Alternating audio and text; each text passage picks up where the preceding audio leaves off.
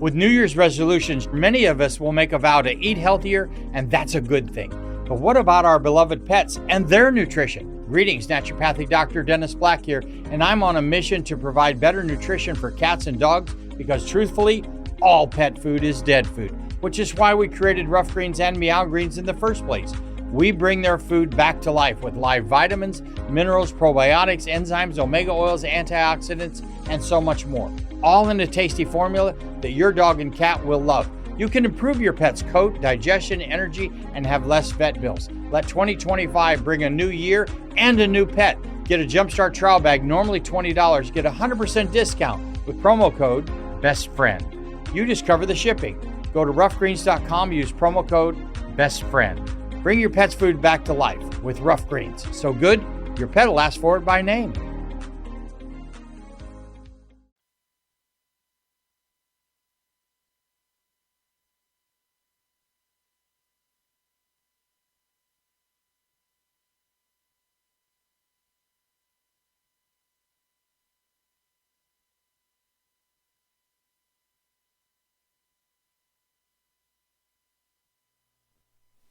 In a world where insanity reigns supreme and safety pin manufacturers are running out of metal for the diapers of the leftists, it's comforting to know an ancient, fat, long-haired, bearded reprobate has your mind in mind. Ladies and gentlemen, boys and girls, children of all ages, broadcasting behind enemy lines in occupied California, and despite every attempt by the SHR Media Network to revoke his shameless contract, we return to the bloviating Zeppelin's Berserk Bobcat Saloon. I have come here to chew bubble gum and kick ass. And I'm all out of bubble.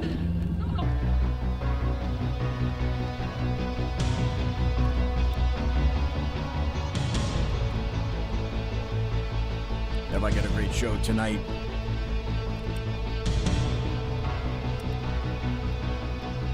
Ready, Eddie.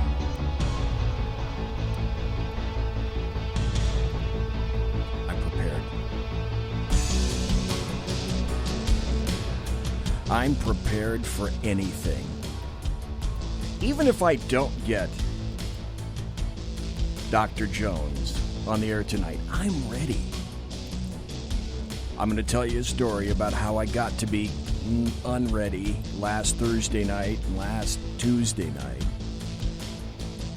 And I tried to contact Dr. Jones because he's our first hour guest. And even if he's not ready, I'm ready with tons of stuff just for you tonight. Ladies and gentlemen, boys and girls, children of all ages, welcome to the bloviating Zeppelin's Berserk Bobcat Saloon radio show, live and direct right here from the SHR, the sumptuous and palatial SHR Media Studios. You got a belly up to the bar, we've kept your seat, and it's great to see you back tonight. Dink is going to be your bartender. He serves with the best of them, and in fact, the lava lamp is lighted right over there to my left, your right, indicating that you can listen and chat. Be in the chat room at shrmedia.com. It also means that you can watch the show on the Redcon 1 or the Redcon Sarge, Big Sarge Facebook page. Thanks to Big Sarge for allowing me on the show and allowing me on the Facebook page. And also you can watch us live on the SHR Media Facebook page or the SHR Media YouTube channel. What I got to tell you next is we don't water our drinks, just like we don't water our conversation, politics, religion, crime, culture, economics, race, sex, science, law. We talk about it all right here at the saloon. Nothing is sacred. The speech is free, but the booze is not. All that we ask is that you flush the toilet, jiggle the handle, and don't forget to tip your waitress.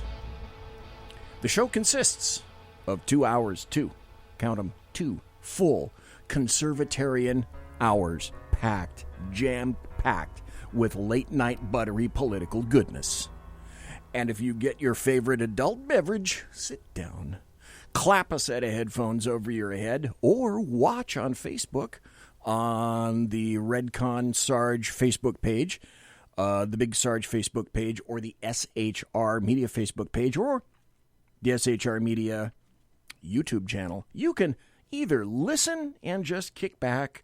You can clean your fish tank. You can balance your checkbook. You can change your parakeet cage. And you can also get into the chat room as well. So thanks to everybody who is listening tonight. Tonight happens to be Thursday. It is May 2nd, the year of our Lord, 2019. In the first hour, tentatively speaking, he said yes. We should have the underground professor, Michael Jones on. I've had him a couple of times, and everybody who listens to him says, gosh, this guy is really smart. He's really intelligent, and you need to have him on some more. Okay, well, this is me listening to you, having him on some more. The second hour is going to consist of so many happy stories, it's not even remotely funny. Plus 2 other important stories that I haven't related to you. One about California, with a K.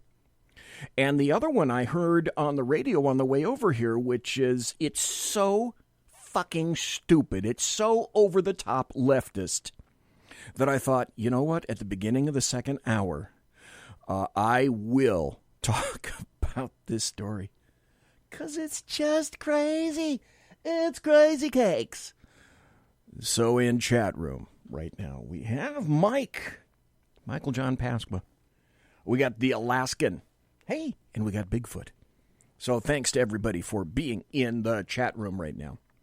If you happen to be listening, and we had a couple of people come over last time. If you happen to be listening on Big Sarge's Facebook page, I mean, there are tons of places that you can go to get into a chat room. What I'm asking you is, because this show is produced by myself, there's nobody else here, there's no other producer, I got to make all this stuff run, and I'm in my 7th decade, and just getting up in the morning for me isn't easy. So with all this technological GURP in front of me, I do monitor, however, one chat page. So I'm asking you, I would love to have you be in chat. Anybody that's listening live, I would love to have you be in chat.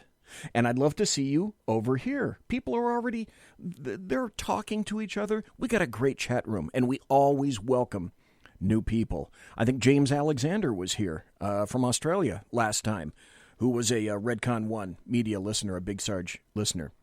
So if you want to come over and listen, shrmedia.com, shrmedia.com. When you go to that page, you'll see something similar to listen and chat. And if you click that on the face page, it'll take you to the chat room, which is what I'm looking at right now. And so I'd love to have anyone and everyone over here. There's no limit to the great folks that are here. There's a whole bunch of standard contemporaries and folks. We love new folks. They love new folks. Come on over and chat. shrmedia.com. shrmedia.com. Okay. While I'm waiting to get a hold of the underground professor, I'll tell you a little story. 1 ringy-dingy, 2 ringy-dingies. Well, maybe I won't tell you a story. Maybe it'll actually work. You know me in technology when it comes to telephones. Speaking of telephones,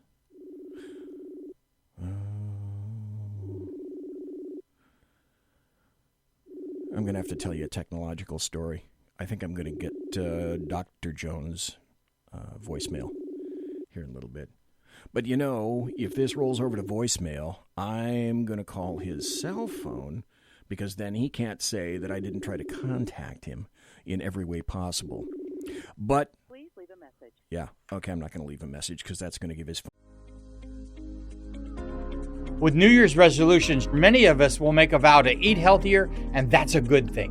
But what about our beloved pets and their nutrition? Greetings, naturopathic Dr. Dennis Black here, and I'm on a mission to provide better nutrition for cats and dogs, because truthfully, all pet food is dead food, which is why we created Rough Greens and Meow Greens in the first place.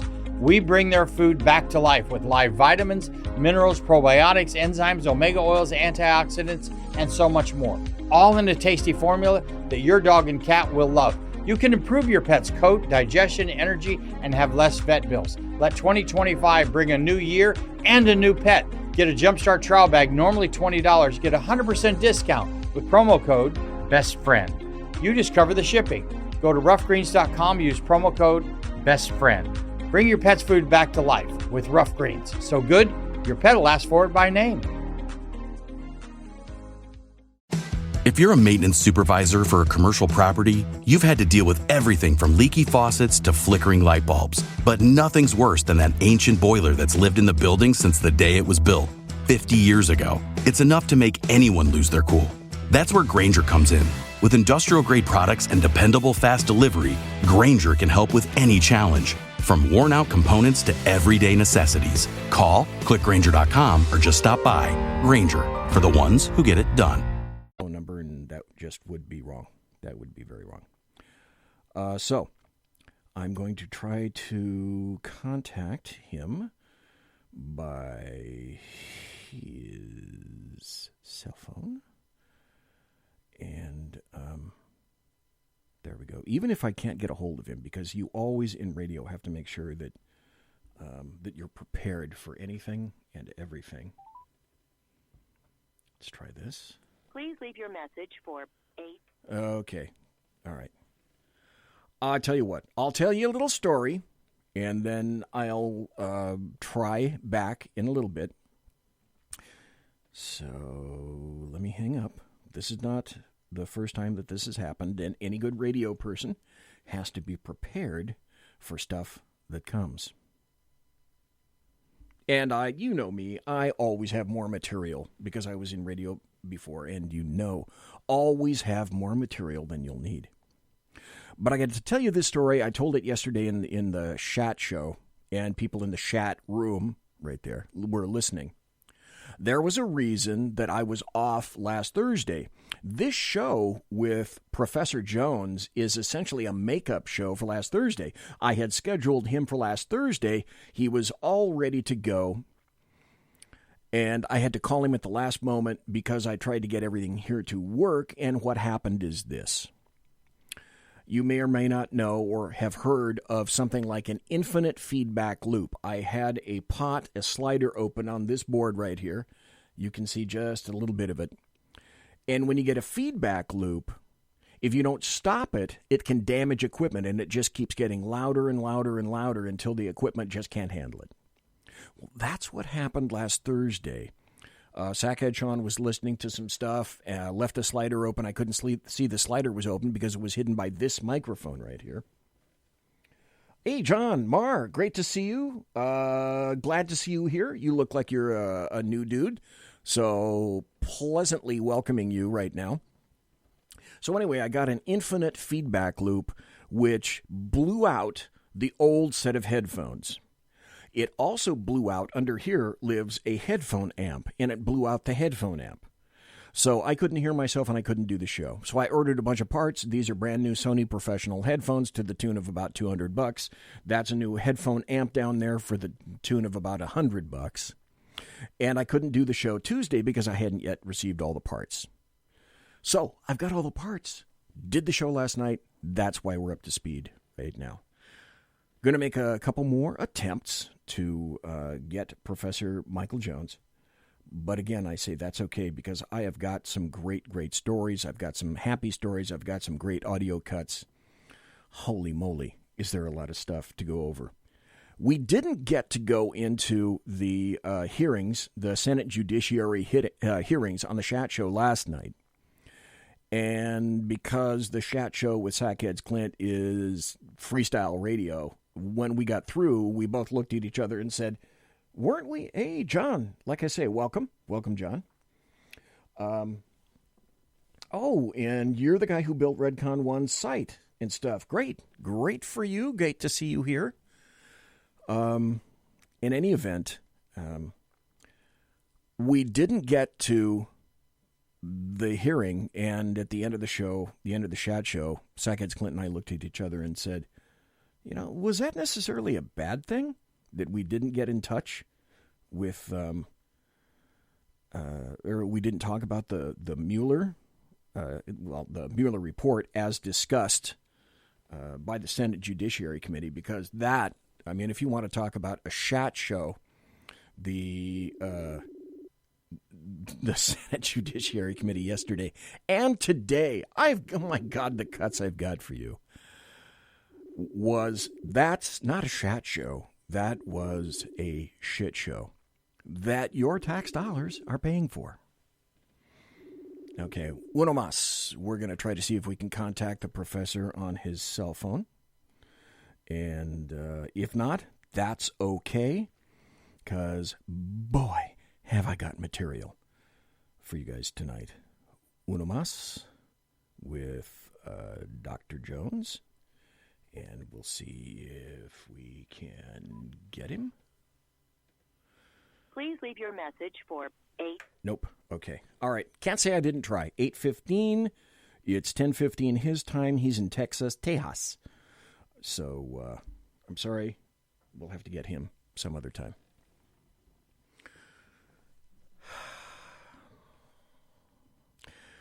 Like one of those things where do you start? Because I had all sorts of questions for him. I want to start with this. We talked about it last night. Don't know if you guys read Imprimis. It's a free publication from Hillsdale College. And essentially what they do, Imprimis translates stories from speeches given from folks that go to Hillsdale, and they have a massive speaking engagement. And they have just tons of people going there and speaking. Now, if I can find it, there we go. I found a transcript of a speech. Oh, hey, Iggy Mom, great to see you. John Marr says, cool, I'm in 2 chat rooms at once. Bring friends. Always bring friends. We'd like to see more people. Anyway, in Imprimis, which you can subscribe to for free, and if you're interested in subscribing, you go to imprimis.hillsdale.com. Excuse me, no, wrong. Let me amend that. You go to Imprimis, imprimus.hillsdale.edu. You can sign up for it. They're going to ask you if you want to donate a couple of bucks. You can. You can opt out and say nope, and they'll still give you the newsletter for free. And I get it every month. It comes out every month. So this is a transcription of a speech by Joe DeGeneva. If you look at Joe DeGeneva in, say, Wikipedia, essentially all it's going to tell you is this guy is a former district attorney, a United States attorney for the District of Columbia, and all it's going to say from that point on is he's politicized, he's such a hack, he's such a goober. No, he knows exactly what he's talking about because he's done the job. And you can see him on Fox News. Evil Fox News. Well, basically, he's he's a co-founder of DeGeneva and Tensing, LLC. He got his BA from Cincinnati. He's an attorney, obviously, so he got his JD from Georgetown. He was a United States attorney for the District of Columbia. The District of Columbia is the second most contested area in all the... With New Year's resolutions, many of us will make a vow to eat healthier, and that's a good thing. But what about our beloved pets and their nutrition? Greetings, Naturopathic Dr. Dennis Black here, and I'm on a mission to provide better nutrition for cats and dogs because, truthfully, all pet food is dead food, which is why we created Rough Greens and Meow Greens in the first place. We bring their food back to life with live vitamins, minerals, probiotics, enzymes, omega oils, antioxidants, and so much more. All in a tasty formula that your dog and cat will love. You can improve your pet's coat, digestion, energy, and have less vet bills. Let 2025 bring a new year and a new pet. Get a Jumpstart trial bag, normally $20. Get a 100% discount with promo code BESTFRIEND. You just cover the shipping. Go to roughgreens.com, use promo code BESTFRIEND. Bring your pet's food back to life with Rough Greens. So good, your pet will ask for it by name.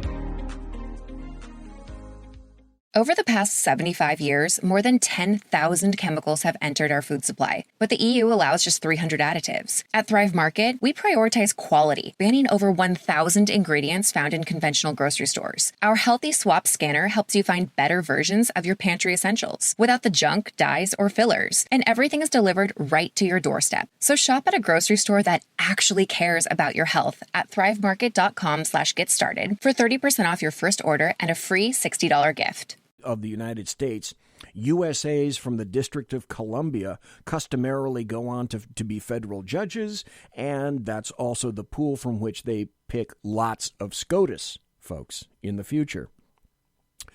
Let's see, he was an independent counsel for the United States. He was a special counsel to the U.S. House of Representatives. He was a chief counsel to the U.S. Senate Committee on Rules and Administration. He was counsel to the U.S. Senate Select Committee on Intelligence. Intelligence, very important. That was the Church Committee. And so he had a speech that was transcribed here. This speech was delivered last year at Hillsdale College.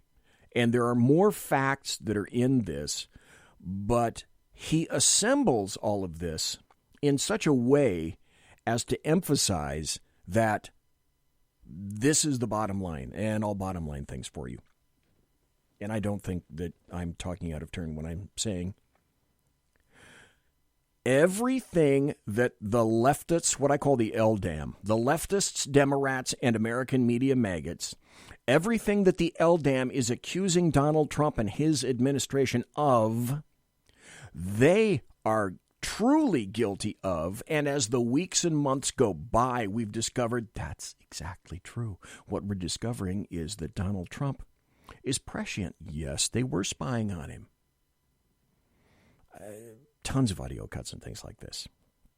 So I gave you the CV on Joe DeGeneva so that you'd have an idea that he just didn't step out of the ether and spew out this speech. The dude knows what he's talking about. So when he speaks, I listen. Now, I used to say that about Judge Napolitano. Here's something interesting that I recently unearthed about Judge Napolitano. Do you remember about 4, 5, maybe 6 months ago, Judge Napolitano, his line was he was very supportive of the bulk of the things that Donald Trump was doing in his presidency. And then if folks, you happen to listen to Judge Knapp and you respected his positions, you noticed a change in Judge Knapp. And the change was he became no longer pro-Trump and he became anti-Trump. Well, that's kind of weird because it's right in the middle of Donald Trump's first term. I believe Donald Trump's going to be a two-termer, by the way. But it was odd that Napolitano changed horses in the middle of the stream, and here's why. Apparently, sub rosa, there were some inquiries made to the White House as to Judge Knapp might be a fairly decent candidate for SCOTUS.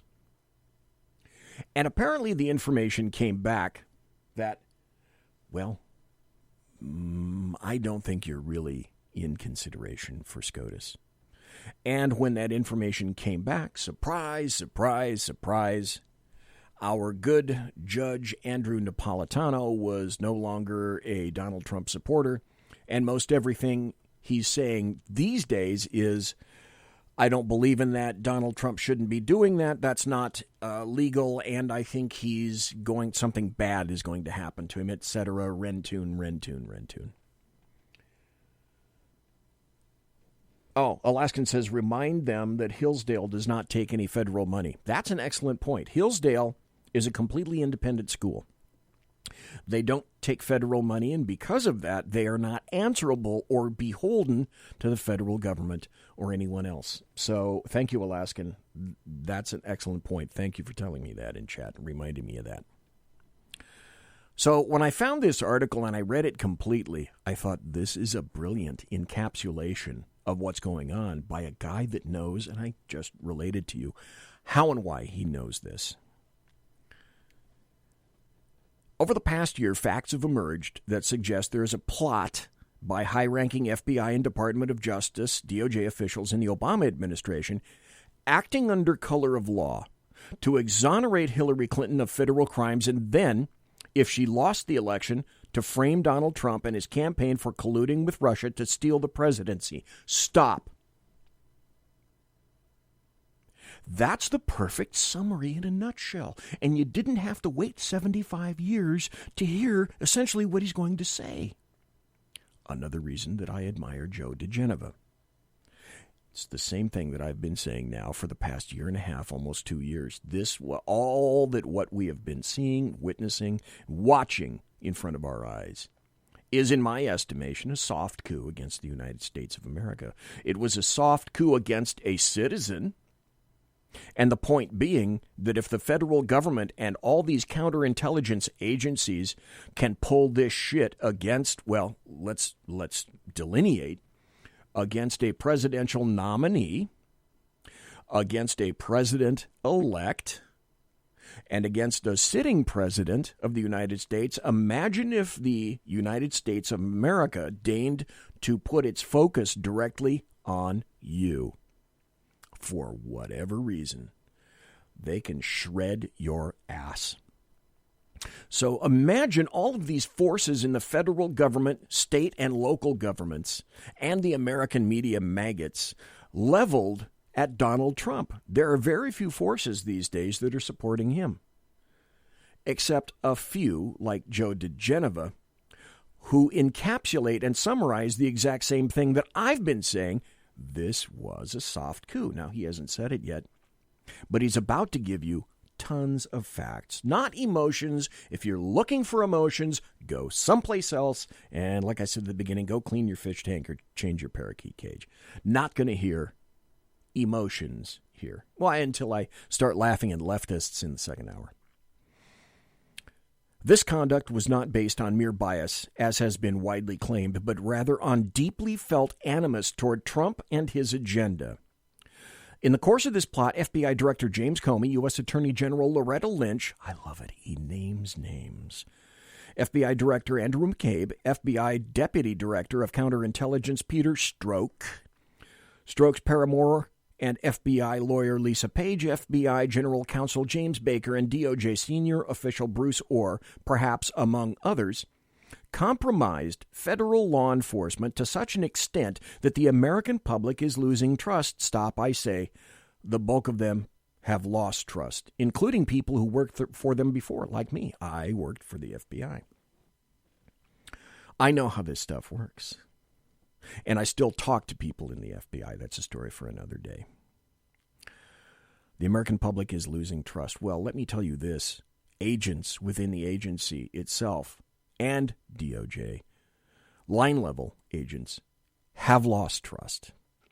A recent CBS News poll finds 48% of Americans believe that Special Counsel Robert Mueller's Trump-Russia collusion probe is... With New Year's resolutions, many of us will make a vow to eat healthier, and that's a good thing. But what about our beloved pets and their nutrition? Greetings, naturopathic Dr. Dennis Black here, and I'm on a mission to provide better nutrition for cats and dogs because, truthfully, all pet food is dead food, which is why we created Rough Greens and Meow Greens in the first place. We bring their food back to life with live vitamins, minerals, probiotics, enzymes, omega oils, antioxidants, and so much more. All in a tasty formula that your dog and cat will love. You can improve your pet's coat, digestion, energy, and have less vet bills. Let 2025 bring a new year and a new pet. Get a Jumpstart trial bag, normally $20. Get a 100% discount with promo code BESTFRIEND. You just cover the shipping. Go to roughgreens.com, use promo code BESTFRIEND. Bring your pet's food back to life with Rough Greens. So good, your pet will ask for it by name.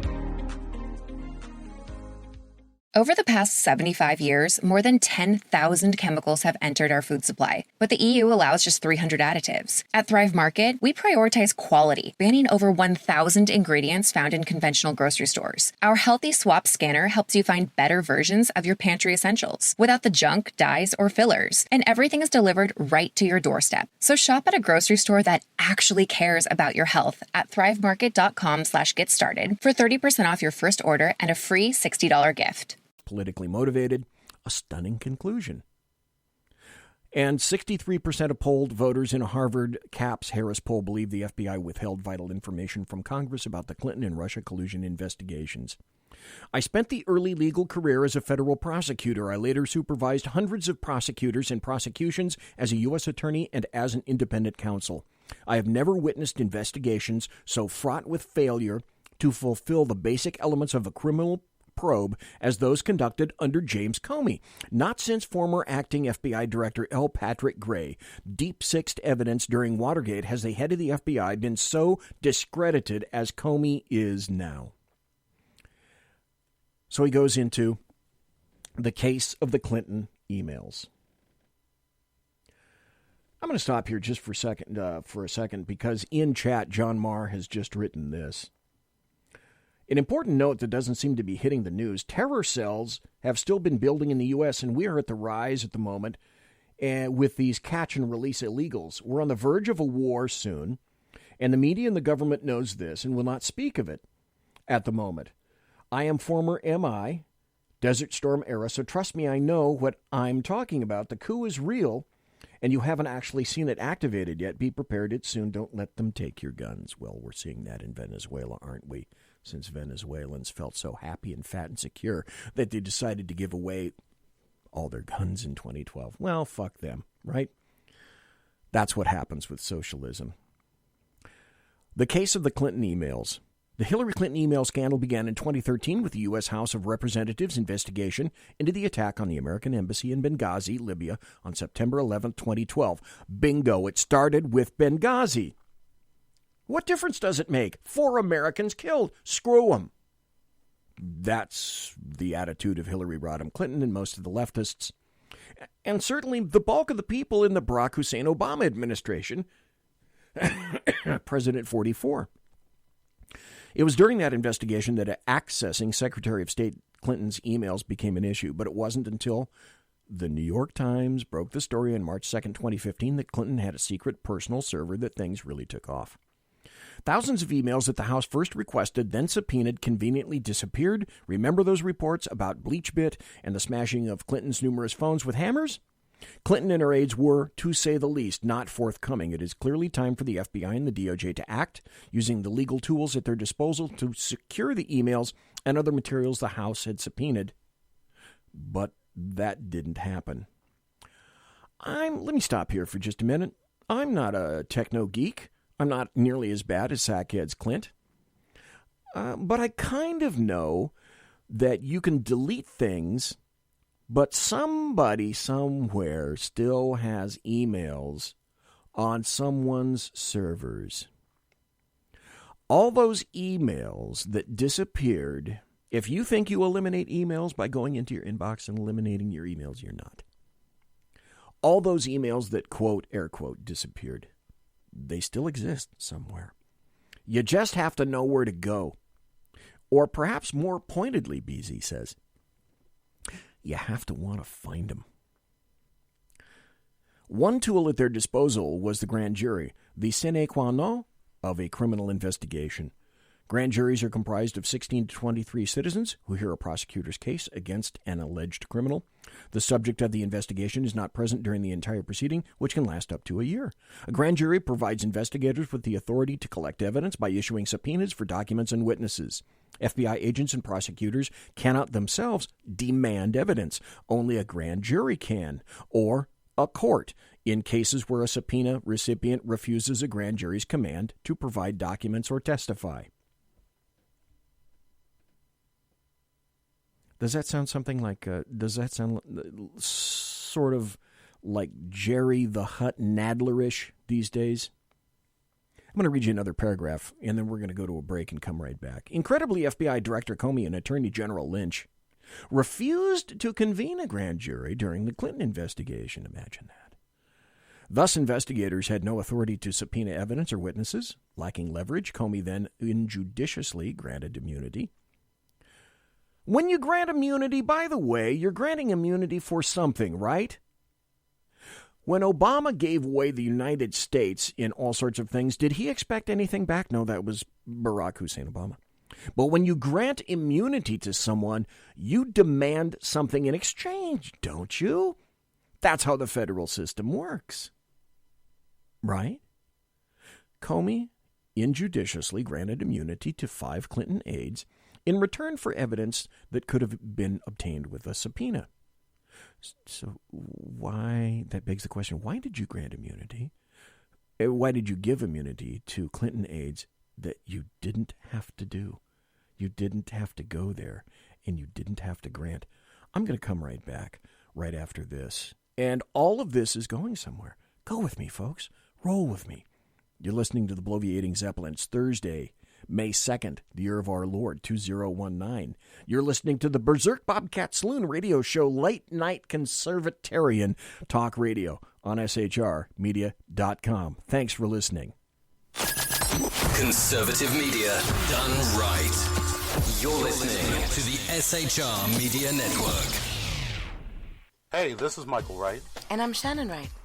Join us for The Right Way with Shannon and Mike, Monday through Thursday from 7 to 9 a.m. right here on SHR Media. Why are they joining us? For fun things like sports, politics. Oh, maybe some news and entertainment? And all kinds of other things. Money and recipes and events, all kinds of stuff. Yeah, so join us Monday through Thursday, 7 to 9 a.m. here on SHRmedia.com.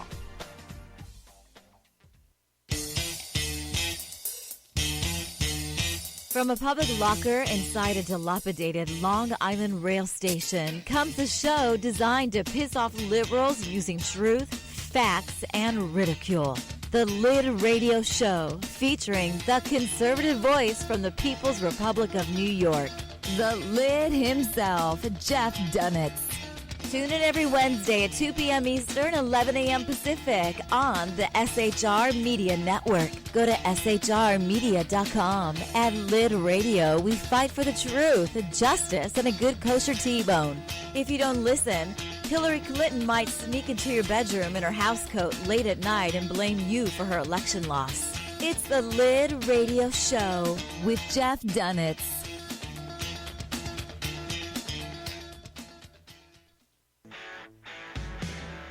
Hey girls, Carry Girl Gear is here.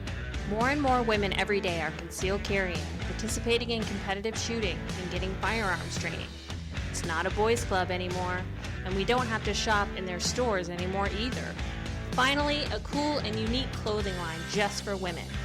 Dope tees and hats for the patriotic concealed carry and 2A girl. So what are you waiting for? Go check out carrygirlgear.com today. It's your business diva here, Melanie Collette. I am inviting you to a front row seat as I discuss some of the most intriguing details. With New Year's resolutions, many of us will make a vow to eat healthier, and that's a good thing.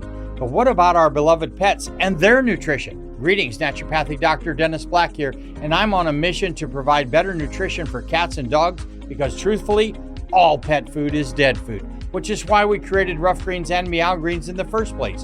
We bring their food back to life with live vitamins, minerals, probiotics, enzymes, omega oils, antioxidants, and so much more. All in a tasty formula that your dog and cat will love. You can improve your pet's coat, digestion, energy, and have less vet bills. Let 2025 bring a new year and a new pet. Get a Jumpstart trial bag, normally $20. Get a 100% discount with promo code BESTFRIEND. You just cover the shipping. Go to roughgreens.com, use promo code BESTFRIEND. Bring your pet's food back to life with Rough Greens. So good, your pet will ask for it by name. Of wealth and finance with today's movers and shakers in the world of business. Listen in and discover financial truths on a global, domestic, and household scale.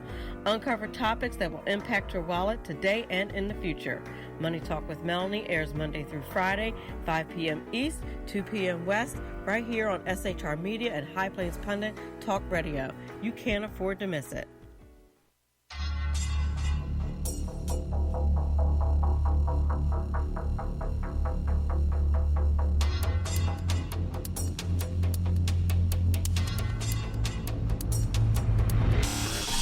New show on the SHR Media Network, Sackheads Against Tyranny. On shrmedia.com. Go there quick like a bunny, 11 p.m. Eastern, 8 p.m. Pacific, every Wednesday. Live and direct on the SHR Media Network.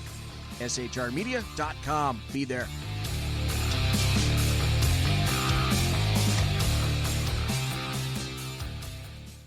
For 50 years, I've seen the American people blinded by corrupt politicians, a lapdog media, and deceptive Islam.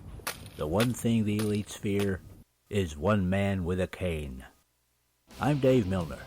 Join me through Spreaker, iTunes, and SoundCloud, through SHR Media and the Western Free Radio Network, for half a century of experienced perspective on political and social issues, weekly on The Unpleasant Blind Guy. And catch me on Jeff Mitchell's EDL Radio on blogtalkradio.com. There's no surrender, ever. Because truth is not always pleasant. Broadcasting behind enemy lines in occupied California, a mere 2 miles from the state capital, the bloviating Zeppelin's Berserk Bobcat Saloon radio show can be heard every Tuesday and Thursday night at 8 p.m. Pacific and 11 p.m. Eastern, only on the SHR Media Network. Go to shrmedia.com to listen. You can also watch on the SHR Media Facebook page and the SHR Media YouTube channel. No goldfish were abused in the making of this ad. Conservative media done right. You're listening to the SHR Media Network. Ladies and gentlemen, boys and girls, children of all ages, thanks for listening to the bloviating Zeppelin's Berserk Bobcat Saloon radio show. Right here, live and direct from the SHR Media studios, where I am broadcasting behind enemy lines 2 miles east of the locus of evil on the entire left coast, the Bill Mill, the Capitol building at 10th and L Street in Sacramento, Fornicalia, where late at night, when I open that door right over there and I exit about 10:30 at night Pacific time, I go outside and I can hear the wails and moans, the euphonious wail, and the moans of the death of common sense from that evil building. And I can smell the noxious and terrible vapors of sulfur and brimstone from the evil that is done in the Capitol building in Sacramento, California. Thanks for listening to me tonight. I appreciate it. My apologies for Professor Michael Jones not being here. I'll contact him later, and I'll see if maybe next Thursday we can get him back on. In the meantime, I was going over a transcription, I should say, of a speech given to Hillsdale College by Joe DeGeneva. I read his CV, and he's making some excellent points, and I'm throwing some commentary in it, in between, with regard to what we've seen for the past 2 years, 3 years now, since before 2016, trying to eviscerate President Trump number 45 and many more people. Joe DeGeneva essentially said this. Incredibly, FBI Director Comey and Attorney General Lynch refused to convene a grand jury during the Clinton investigation. Thus, investigators had no authority to subpoena evidence or witnesses. Lacking leverage, Comey then injudiciously granted immunity. Why? To 5 Clinton aides in return for evidence that could have been obtained with a subpoena instead. Even when Clinton claimed 39 times during a July 2nd, 2016 interview, an interview, imagine this, which was led by now disgraced FBI agent Peter Strzok, that she could not recall certain facts because of a head injury. Comey refused the case agent's request to subpoena her medical records. That would be logical. That'd be something I'd do. Comey claims he negotiated the immunity deals because of his concern about time. Yet the investigation was opened in the summer of 2015, nearly a year before he cut those deals. Compare this to the DOJ's handling of 4-star Marine General James E. Cartwright, who pleaded guilty in October of 2016 to a false statement about leaking classified information to the New York Times. In that case, the DOJ bragged about its use of subpoenas and search warrants. Not only was there no grand jury, the FBI never issued a search warrant, something it does with regularity when there's a concern a person will destroy evidence, as we know occurred in this case. That's me weighing in. Clinton deleted half her emails and then claimed under penalty of perjury, because why wouldn't she? Because nothing's going to happen. Again, more BZ. That she had turned over to the government all emails that, quote, were or potentially were work-related. The FBI later found email chains classified as secret or confidential that she had not turned in. Still, no search warrant was issued. Comey's dereliction did not stop at the failure to utilize essential prosecutorial tools. He violated several rules that prosecutors consider sacrosanct. 1. Comey allowed one lawyer to represent 4 material witnesses, an arrangement ripe for the 4 to coordinate testimony. Imagine that. After needlessly giving immunity away to 2 lawyers representing Clinton, Comey permitted both to sit in on her July 2, 2016 FBI interview. That's a patent conflict. That's a major conflict. He claimed he could not control who sat in on the voluntary interview. That's Okay, this is BC. That's bullshit. He says that's nonsense. He could have convened a grand jury, subpoenaed Clinton, and then compelled her to appear and be questioned without a lawyer, or else plead the Fifth Amendment. Because that's what you can do in a grand jury. That's why you impanel them. Comey authorized the destruction of laptop computers that belonged to Clinton aides and were under congressional subpoena. Who authorized that? That's right, Jimmy the Leak, Comey. Comey ignored blatant evidence of culpability. It is ridiculous to the general public and risible to those who have security clearances, like I did, for Clinton to claim that she thought that the C placed after paragraphs in her emails meant the material was in alphabetical order rather than meaning it was classified. If she thought that the C indicated alphabetical order, well, where were the A and the B on the documents? Well, I guess she might, this is me speaking, I guess she makes us think that she really is that stupid. Clinton and her supporters touted her vast experience as U.S. Senator and Secretary of State positions requiring frequent use of classified information and presumably a little bit of common sense. Yet neither experience or common sense informed her decisions when handling classified materials. If I'd done a fraction of that, I'd be having this radio show from Terminal Island, and you would hear that, can you accept a call? You'd hear the ding, ding, ding. Can you accept a collect call from BZ? Well, you wouldn't be taking the damn call. Comey and the FBI never questioned Clinton about her public statements, which changed over time and were blatantly false. Quote, I did not email classified information to anyone, morphed into, I did not email anything marked classified, which morphed into the claim that C did not mean what it clearly meant. False and changing statements are presented to juries routinely by prosecutors as what? Oh, that's right. Clear evidence of guilt. Breaking DOJ protocols, violating the chain of command, and assuming an authority he never had, Comey usurped the role of the U.S. Attorney General on July 5, 2016, when he announced that the case against Clinton was closed.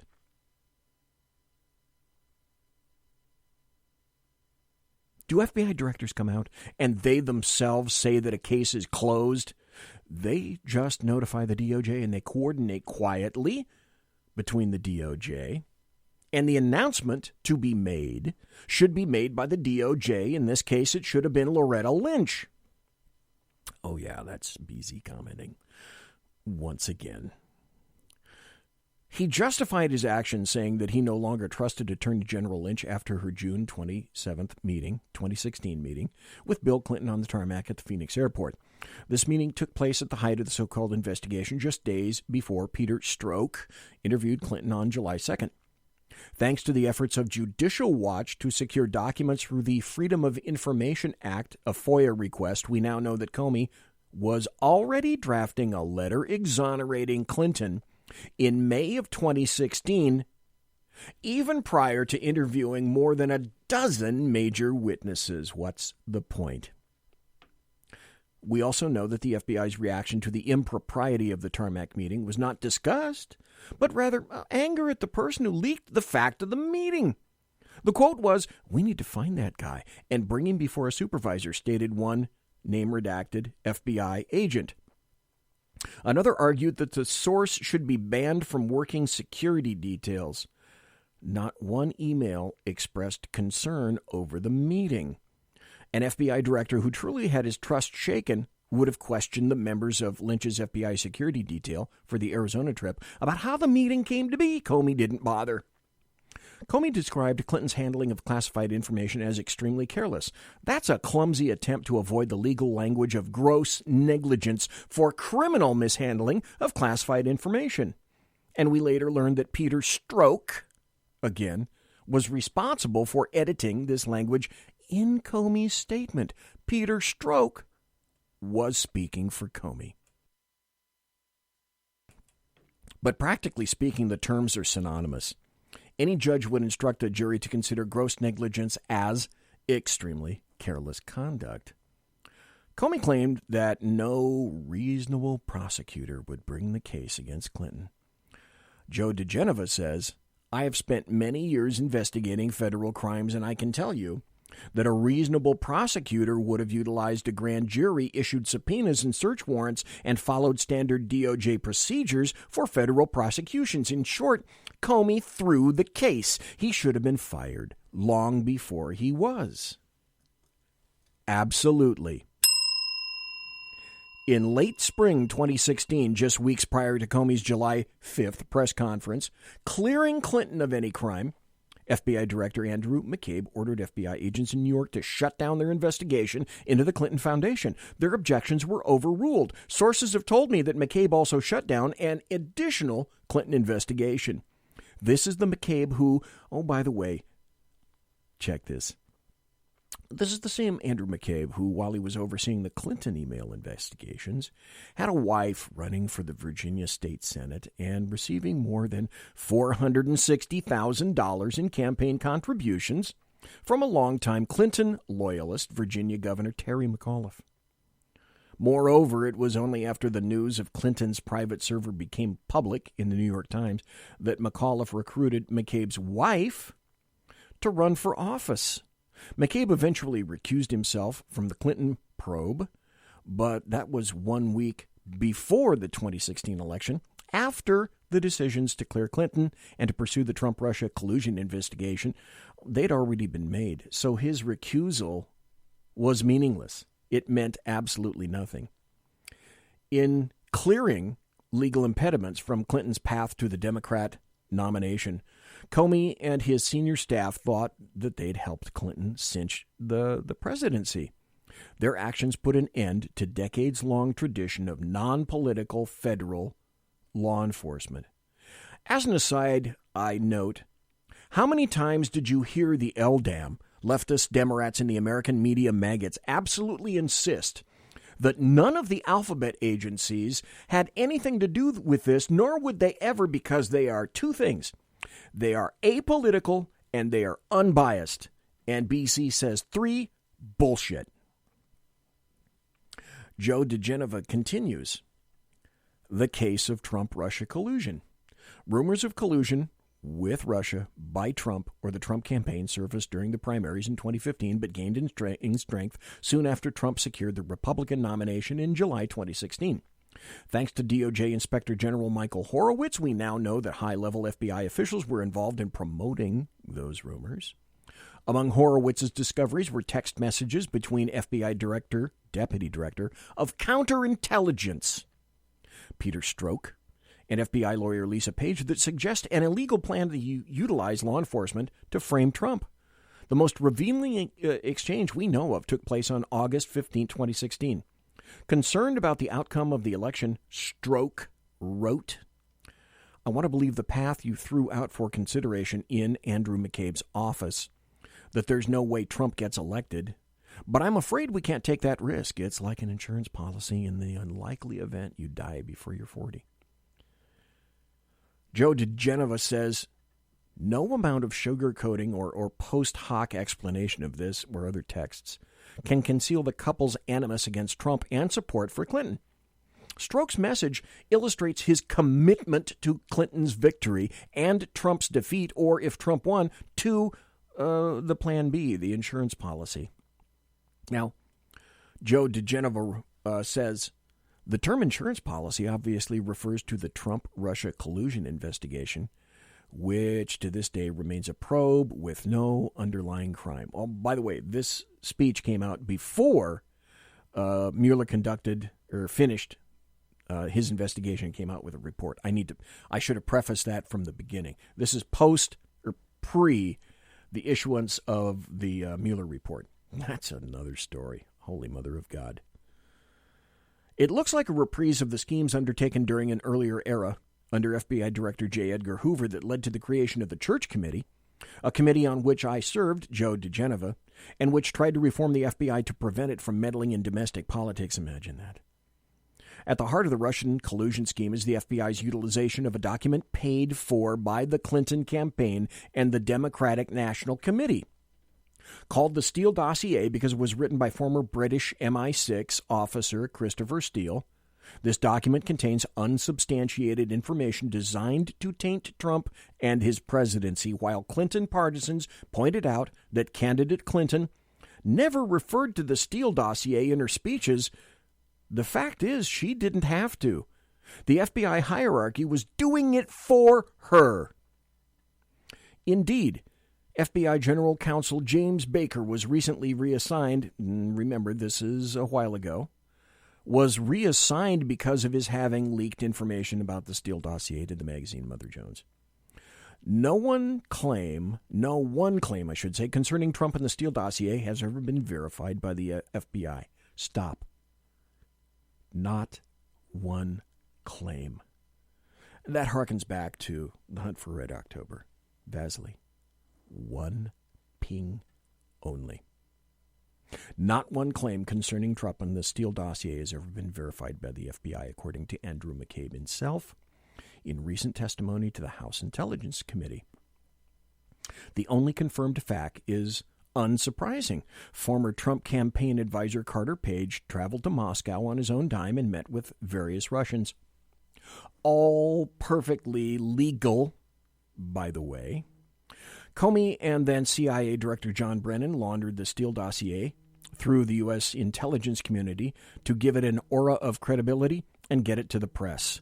It was also used by the FBI and senior DOJ officials to secure wiretap warrants from a secret Foreign Intelligence Surveillance Act, FISA, court. Then its contents, via court-authorized FISA warrants, were used to justify the illegal unmasking of the identities of wiretapped Trump officials. The contents of these National Security Agency intercepts were put on spreadsheets and presented to members of President Obama's National Security Council, the NSC, specifically Susan Rice and Ben Rhodes, and then subsequently leaked to the press. According to former NSC staff, President Obama himself read the FISA intercepts of Trump campaign personnel. Unsurprisingly, there was no request for a leak investigation from either of the FBI or the DOJ. Stop here. This may be a perfect time for your BZ to interject just a bit of information here. I've said this was a soft coup. And I've said that what all of these alphabet agencies and the people representing these alphabet agencies during this time in the Obama administration, what they're all fearing are two things. It's twofold. They're fearing the fruit of the poisonous tree doctrine, which is this. Simply put, it says that all evidence discovered subsequently to bad information means that everything you discover after the bad information is null and void and cannot be used. Now, what am I saying? What am I saying to that for? Boy, there's a big stuff going on in the chat room. What I mean is the fruit of the poisonous tree. What's the poisonous tree? The poisonous tree is the FBI submitting an affidavit to a FISA court predicated but upon bullshit. A Yahoo News story, amongst other things. A dossier that was bullshit. If I were the FISA court judge who originally signed that, and then the other FISA court judges who had to re-up it every 90 days in the meantime, I'd be pissed that the FBI took me for a fool. I'd be really pissed, but they're worried about exposure like this. Because not only does it make the FISA court look stupid, it makes our intelligence agencies appear blatantly biased and political, and it leads to specific individuals, names of people, James Comey, Loretta Lynch, James Clapper, John Communist Brennan, all the way up, in my estimation, to the Oval Office, because just as we read, we know from this, Barack Hussein Obama read the information. So anybody that thinks that Barack Obama, well, I'm too stupid to know what's going on. Again, bullshit alert. He knew exactly what was going on. You just have to find the right documents connecting him to that. I believe they exist. I believe they're out there. And let me say this also about, since it just enters my head, and I'm pausing here a little bit, in the Joe DeGenova speech from Hillsdale College. All the guns that have been aimed at Attorney General William Barr, and every attempt to make him look biased, foolish, stupid, etc., extremely biased, attempt to compromise him on every level. There's a method to the madness of the Demorats, and that's this. He's already said that he's going to go backwards in time and do research into the FISA warrant.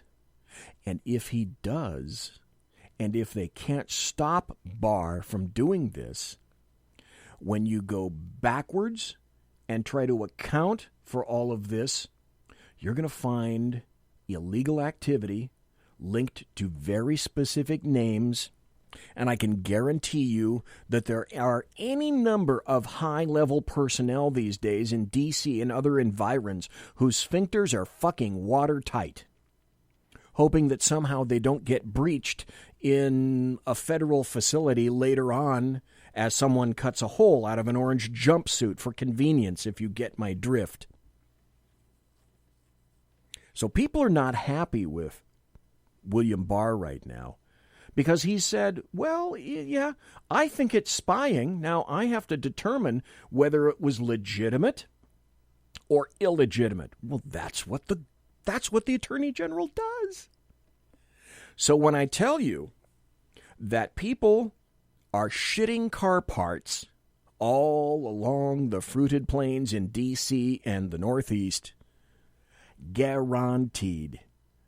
That's why all the pressure is being put on Barr these days, so that if he happens to go there, they can come back and say, we told you long ago that Barr was compromised. First, it was Trump-Russia. Now it's going to be a Barr-Trump collusion. Guaranteed. Barr is evil. Trump is evil. We already know that. OMB, Orange Man Bad. I should make a meme behind that. I should make a t-shirt. Did you see my t-shirt tonight? I'm an expendable. I'm a red shirt from Star Trek. So I'm expendable. Never be caught wearing a red shirt in Star Trek. To continue, in some, the FBI and DOJ employed unverified salacious allegations contained in a political opposition research document to obtain court-sanctioned wiretaps, and then leaked the contents of the wiretaps and the identities of political opponents. This was a complex criminal plot worthy of Jason Bourne. Another reason that I like the way Joe DeGenova, God, would I love to have him on the show. I wonder if I could somehow do that. I'm sure he gets requests all the time. Maybe I'll look into it. Would you guys listen to the show if I somehow got Joe DeGenova on? I know I would. Then he writes, the pall over the special counsel in the FBI, and again, I need to emphasize that this speech came out before the issuance of the Mueller report. So I predicate this part of the speech on that. Layered over this debacle is a special counsel investigation unfettered by rules or law. Not surprisingly, James Comey triggered the special counsel's appointment, and he did so by design. That is true. According to Comey's testimony to the Senate Intelligence Committee, having been fired on May 9, 2017, he leaked official... That's why I call him Jimmy the Leak. He leaked official documents to his friend, Columbia Law School professor Daniel Richman, with the very specific intent that Richman would leak them subsequently to the press. Reportage on that leak is what led Deputy Attorney General Rod Rosenstein to appoint Robert Mueller. You see how brilliant that is? A former FBI director and Comey's good friend. Because they're both former FBI directors. He appointed Robert Mueller as special counsel to investigate allegations of Trump-Russia collusion. Mueller's reputation has been damaged by a series of thank God that DeGeneva said this, because I've known this for quite some time. Mueller's reputation had been damaged by a series of decisions that violate the ethical rules of appearances. For instance, he hired Democrat partisans as lawyers for the probe. Andrew Weissman, who donated to Clinton and praised acting Attorney General Sally Yates for disobeying Trump's lawful presidential order regarding a travel ban for residents of certain nations that harbor terrorists. Jeannie Rhee, who donated to Clinton and represented Ben Rhodes in the email probe and the Clinton Foundation investigation, and Aaron Zebley, who represented Clinton IT staffer Justin Cooper in the email server probe. Mueller also staged a pre-dawn raid with weapons drawn on the home of Paul Manafort, rousing Manafort and his wife from their bed, a tactic customarily reserved for terrorists and drug dealers. Manafort has subsequently been indicted for financial crimes and that antedate his campaign work for Trump and that have, that's right, nothing to do with Russian collusion. Then there's the fact that, I went a little late. Okay, let's break. Let's go to a break. I'm going to come back, finish this, and then do I have some weird-ass, fucked-up stories for you. It's late at night. All the kids should be asleep. So when I say things like that, well, okay, I guess I mean them. Conservative media done right. You're listening to the SHR Media Network. Hey, this is Michael Wright. And I'm Shannon Wright. Join us for The Right Way with Shannon and Mike, Monday through Thursday from 7 to 9 a.m. right here on SHR Media. Why are they joining us? For fun things like sports, politics. Oh, maybe some news and entertainment? And all kinds of other things. Money and recipes and events, all kinds of stuff. Yeah, so join us Monday through Thursday, 7 to 9 a.m. here on shrmedia.com.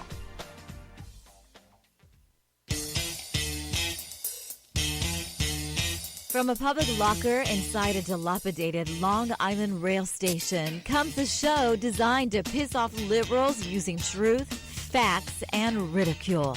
The Lid Radio Show, featuring the conservative voice from the People's Republic of New York, the Lid himself, Jeff Dunitz.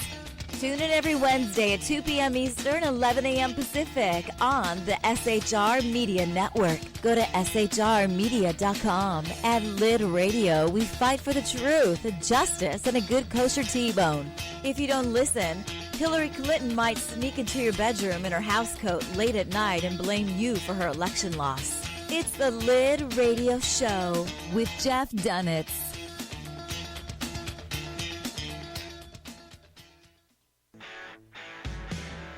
Hey girls, Carry Girl Gear is here. More and more women every day are concealed carrying, participating in competitive shooting, and getting firearms training. It's not a boys' club anymore, and we don't have to shop in their stores anymore either. Finally, a cool and unique clothing line just for women. Dope tees and hats for the patriotic, concealed carry, and 2A girl. So what are you waiting for? Go check out carrygirlgear.com today. It's your business diva here, Melanie Collette. I am inviting you to a front row seat as I discuss some of the most intriguing details of wealth and finance with today's movers and shakers in the world of business. Listen in and discover financial truths on a global, domestic, and household scale. Uncover topics that will impact your wallet today and in the future. Money Talk with Melanie airs Monday through Friday, 5 p.m. East, 2 p.m. West, right here on SHR Media and High Plains Pundit Talk Radio. You can't afford to miss it.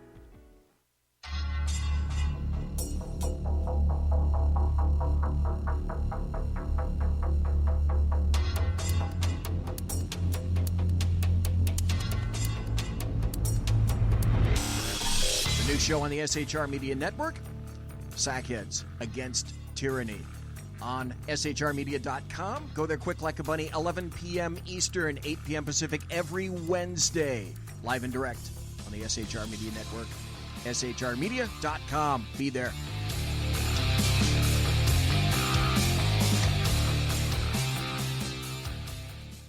For 50 years, I've seen the American people blinded by corrupt politicians, a lapdog media, and deceptive Islam. The one thing the elites fear is one man with a cane. I'm Dave Milner. Join me through Spreaker, iTunes, and SoundCloud, through SHR Media and the Western Free Radio Network, for half a century of experienced perspective on political and social issues, weekly on The Unpleasant Blind Guy. And catch me on Jeff Mitchell's EDL Radio on blogtalkradio.com. There's no surrender, ever. Because truth is not always pleasant. Broadcasting behind enemy lines in occupied California, a mere 2 miles from the state capital, the bloviating Zeppelin's Berserk Bobcat Saloon radio show can be heard every Tuesday and Thursday night at 8 p.m. Pacific and 11 p.m. Eastern, only on the SHR Media Network. Go to shrmedia.com to listen. You can also watch on the SHR Media Facebook page and the SHR Media YouTube channel. No goldfish were abused in the making of this ad. Conservative media done right. You're listening to the SHR Media Network. Ladies and gentlemen, boys and girls, children of all ages, thanks for listening to the Bloviating Zeppelin. It is I, as I broadcast right here from the sumptuous and palatial SHR Media studios, where I'm broadcasting behind enemy lines in occupied California, 2 miles from the locus of evil on the entire left coast, the Bill Mill, the Capitol building in Sacramento, Fornicalia at 10th and L Street. So thank you very much for listening tonight. I've been going over a speech given by Joe DeGeneva at Hillsdale College. I'm not far from wrapping that up, and I'm going to continue because I've got so much stuff. Like I said, we're going to have to wait for the underground professor to be back next week. He called during the break, or just before the break, I should say, and I was in the midst of doing this segment. So I'll call him back and see if I can arrange some things, because I'm too deep into this, and there's other stuff that I want to tell you. So, Professor, I don't know if you're listening, but thank you for calling. We'll rearrange it, and we'll get you back on as soon as we possibly can. Then there's the fact that when Mueller removed Stroke from the investigation in July 2017, he didn't tell anybody. The removal and its causes were uncovered by DOJ Inspector General Michael Horowitz. Why was such vital information concealed from the public? It is not, as it is often claimed now, that Stroke was a minor figure. All the major decisions regarding both the Clinton and the Trump-Russia collusion investigation had been made under Peter Stroke. Significantly, Stroke also led the interview, imagine that, of General Michael Flynn. Now, we see him interviewing 2 major players now, do we not? Michael Flynn, Hillary Clinton. He led the interview of General Michael Flynn that ended in Flynn pleading guilty to making false statements to the FBI. Stop. Do you not recall, however, that the bulk of the FBI agents who interviewed Flynn were of the opinion that he was not lying, so someone else had to be coming to the conclusion that he was lying? And this was a get me on Michael Flynn. Also, DeGeneva writes, it's important to recall that Flynn's FBI interview was not conducted under the authority of the special counsel, but under that of Comey and McCabe. It took place during Inauguration Week in January of 2017. Flynn had met with the same agents the day before regarding security clearances. McCabe called Flynn and asked if agents could come to the White House. Flynn agreed, assuming it was about personnel. Well, it wasn't. Flynn had been overheard on a Pfizer wiretap talking to Russia's ambassador to the United States, that's right, Sergei Kislyak. There was nothing criminal or even unusual about the fact of such discussion. Flynn was on the Trump transition team and was a federal employee as the president-elect's national security advisor. It was his job to be talking to foreign leaders. Flynn was not charged with regard to anything said during his conversation with Kislyak. So why was the FBI interrogating Flynn about legal conduct? What more did the FBI need to know? I am told, this is Joe DeGeneva writing, I am told by sources that when Flynn's indictment was announced, McCabe was on a video conference call cheering. Compare the FBI's treatment of Flynn to its treatment of Paul Gambetta, the technician who used a program called BleachBit to destroy thousands of emails on Hillary Clinton's computer. This destruction of evidence took place after a committee of the U.S. House of Representatives issued letters directing that all emails be preserved and subpoenaing them. Gambetta first lied to the FBI, claiming he didn't recall deleting anything. After being rewarded with immunity, Gambetta recalled destroying the emails, but he could not recall anyone directing him to do so.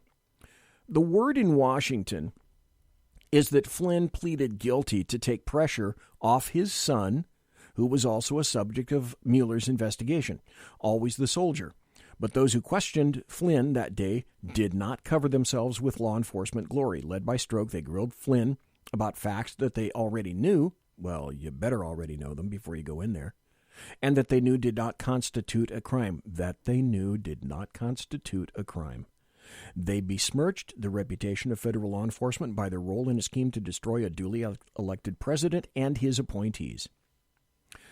A pall hangs over Mueller, and a pall hangs over the DOJ, but the darkest pall hangs over the FBI, America's premier federal law enforcement agency, which, since the demise of J. Edgar Hoover, has been steadfast in steering clear of politics. Even during L. Patrick Gray's brief tenure as acting director during Watergate, it was not the FBI, but Gray personally who was implicated. The current scandal pervades the Bureau. It spans from Director Comey to Deputy Director McCabe to General Counsel Baker. It spread to counterintelligence via Peter Stroke. When line agents complained about the misconduct, McCabe retaliated by placing them under investigation for leaking information. From the outset of the scandal, I, Joe DeGeneva, he writes, have considered Comey a dirty cop. Completely. His unfailing commitment to himself above all else is a pattern. Throughout his career, Comey has continually portrayed himself as Thomas Becket, fighting against institutional corruption even where none exists. Stories abound of his routine retort to anybody who disagreed with him, not an unusual happening when lawyers gather. During his tenure as Deputy Attorney General under President George W. Bush, "Your moral compass is askew," he would say. This self-righteousness led agents to refer to him as the Cardinal. Comey is no Thomas Becket, he is Henry II.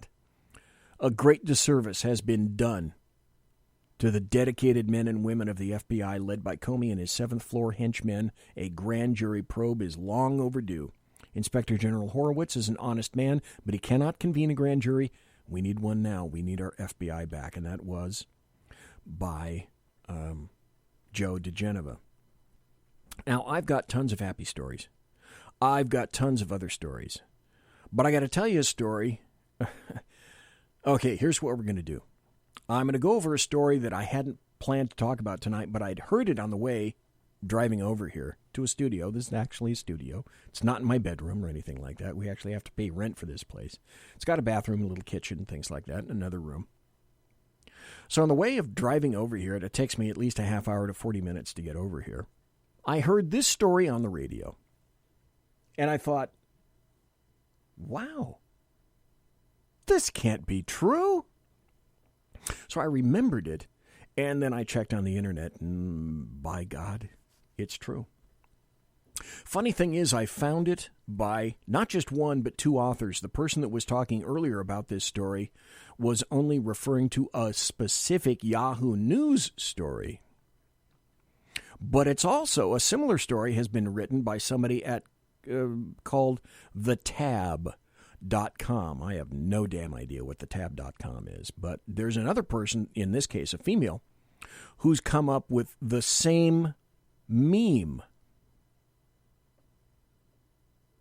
And when I tell you this, you're going to laugh or you're going to cry or more likely you're going to wonder what the hell has happened to our country. This is an actual story, and I'm looking at it in front of me right now. The title is Game of Thrones Keeps Killing Off Entire Immigrant Populations, and It's a Problem. Now, if I had a producer, what you would have heard is Game of Thrones keeps killing off entire immigrant populations, and it's a problem.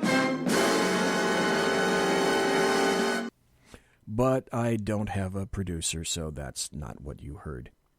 I'm actually going to read this because I want you to understand the thought process that goes through the minds of dipshits like this guy. And I'll give you his name. I don't know anything about him. Kyle Munzenrieder. Munzenrieder. Kyle Munzenrieder. Kyle, after I tell you about this, Kyle, you need to get a fucking life, dude. So I'm going to read this story to you. On last night's Game of Thrones, they're referring to last Sunday night's Game of Thrones, the priestess Melisandre saunters in at the last possible minute to light up the Iraqs of the Dothraki in flames. Okay, now if you're not a Game of Thrones person, I get it. Roll with me on this. And if you don't get it, let me know in the chat room. I'll explain it to you. But this is symptomatic of a much larger problem with leftists. And so you're going to hear a lot of names and stuff that really don't mean anything to you if you're not a Game of Thrones person. But I'll get to the good part. It offers both the assembled forces of Winterfell and the audience at home a brief glimmer of hope before the next 60 or so minutes of horror film meets battle scene tension and results in a clever cinematic trick. The swift extinguishing of that flame like a city skyline experiencing a rolling blackout telegraphs the pure carnage that awaits without zooming in on the details. Narratively, however, it also literally represents the end of what was left of Daenerys' 100,000-plus Dothraki horde. Assumedly, sure, there's the women and children and possibly a few rogue hordes of Dothraki still left in Essos, but lest the show pulls a trick of, oh, we actually have some more Dothraki over here, you just couldn't see them. It was dark. Then this has been their send-off on the show. It was an abrupt end to an entire group who we were introduced to in the very first episode and a people we've spent more time with and understand better than many of the populations of the actual Seven Kingdoms. What exactly is happening in the Reach lately? And it all points to a worrying problem. Okay, stop for a second. This person, Kyle, is writing about shit that didn't happen.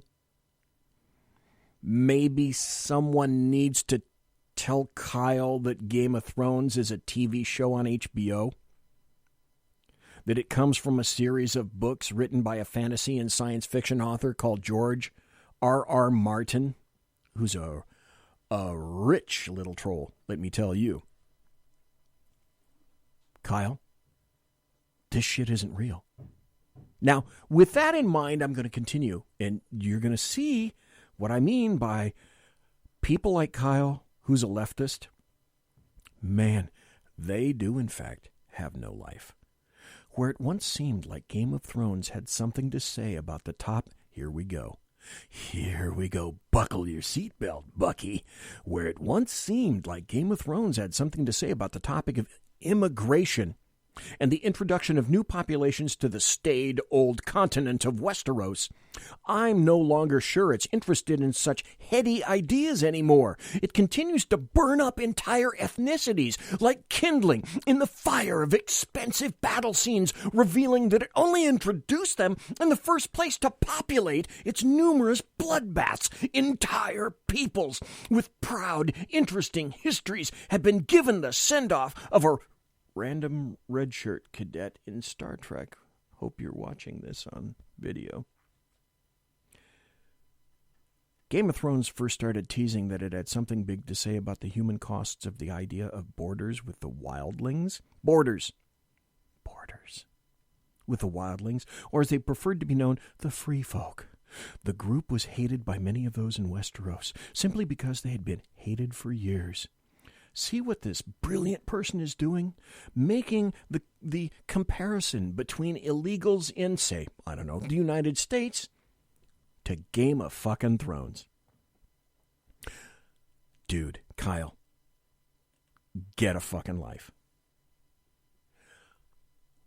Let me tell you about this, though. It didn't stop there, because in the process of doing show prep, I found this story, like I said, at thetab.com. The title is,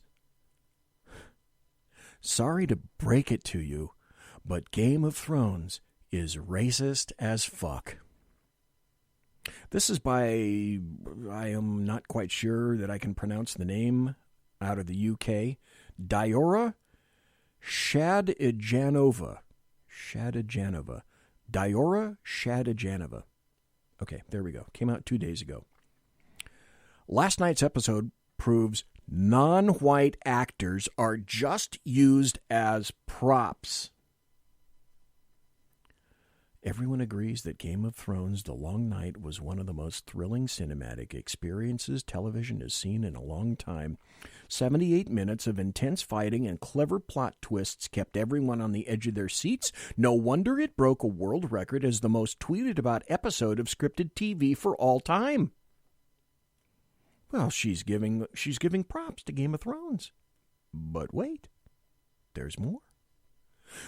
But in all its glory, we've somehow allowed ourselves to become tone deaf to the lack of diversity in the show's casting and the downright structural racism of the entire plot. The Dothraki army, along with the Unsullied, being killed in mere seconds in last night's episode was the perfect microcosm for the show's treatment of its non-white characters.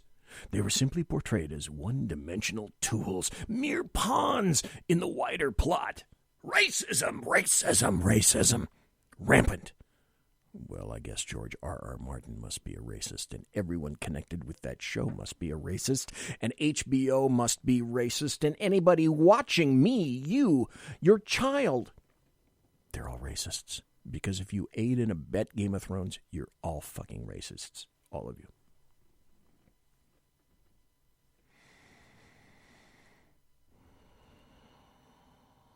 This is insanity writ large. But this is where leftists have come to now. Here in the United Snakes of America, by this dude Kyle, and I say again, Kyle, get a damn life. And by some bint whose name I can't even remember, and it doesn't matter anyway, who essentially said the same thing, is it comes down to racist, racist, racist, racist, racist. Because that's all they've got. Jesus. Jesu Christi. Okay, now I'm going to play a video, and you're going to hear the audio of it. The audio is good enough. You don't almost really need to see the video, although I may explain a few things. I came across this video, and it explains a lot about the state of California.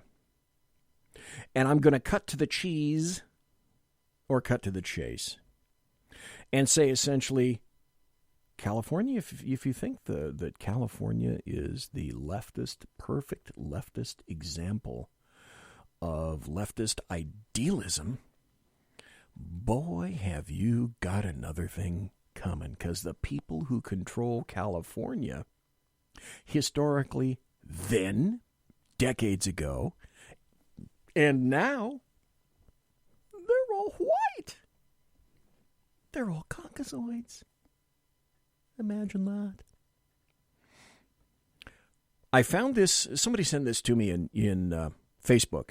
Then I found a copy of it on YouTube. I'm surprised it's still on YouTube. If you want to look for it, you can go into YouTube and then put in your search for it, 4 families of California, and you'll get the same thing. But the title of the video is Renegade State, the 4 families of California and the private company that controls the internet. And what I discovered, and what you're about to discover, is that all this leftist crap in California is incestuous as hell.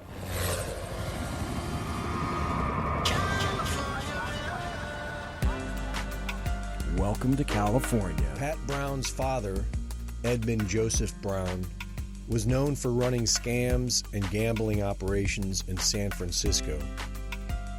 With the help of businessman William Newsom II, Pat Brown became governor of California for 2 terms.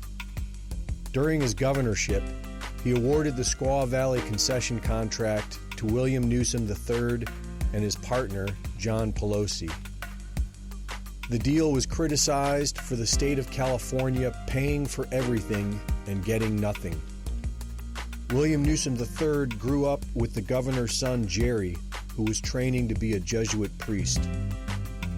John Pelosi's son, Paul, married Nancy D'Alessandro, daughter of Thomas D'Alessandro Jr., who was known for smuggling heroin into the U.S. with Lucky Luciano and the Baltimore Mafia. Imagine that. John Pelosi's son, Ron, married William Newsom's daughter, Barbara.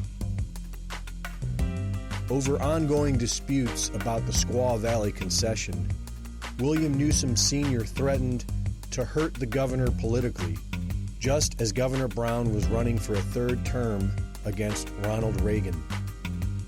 He lost.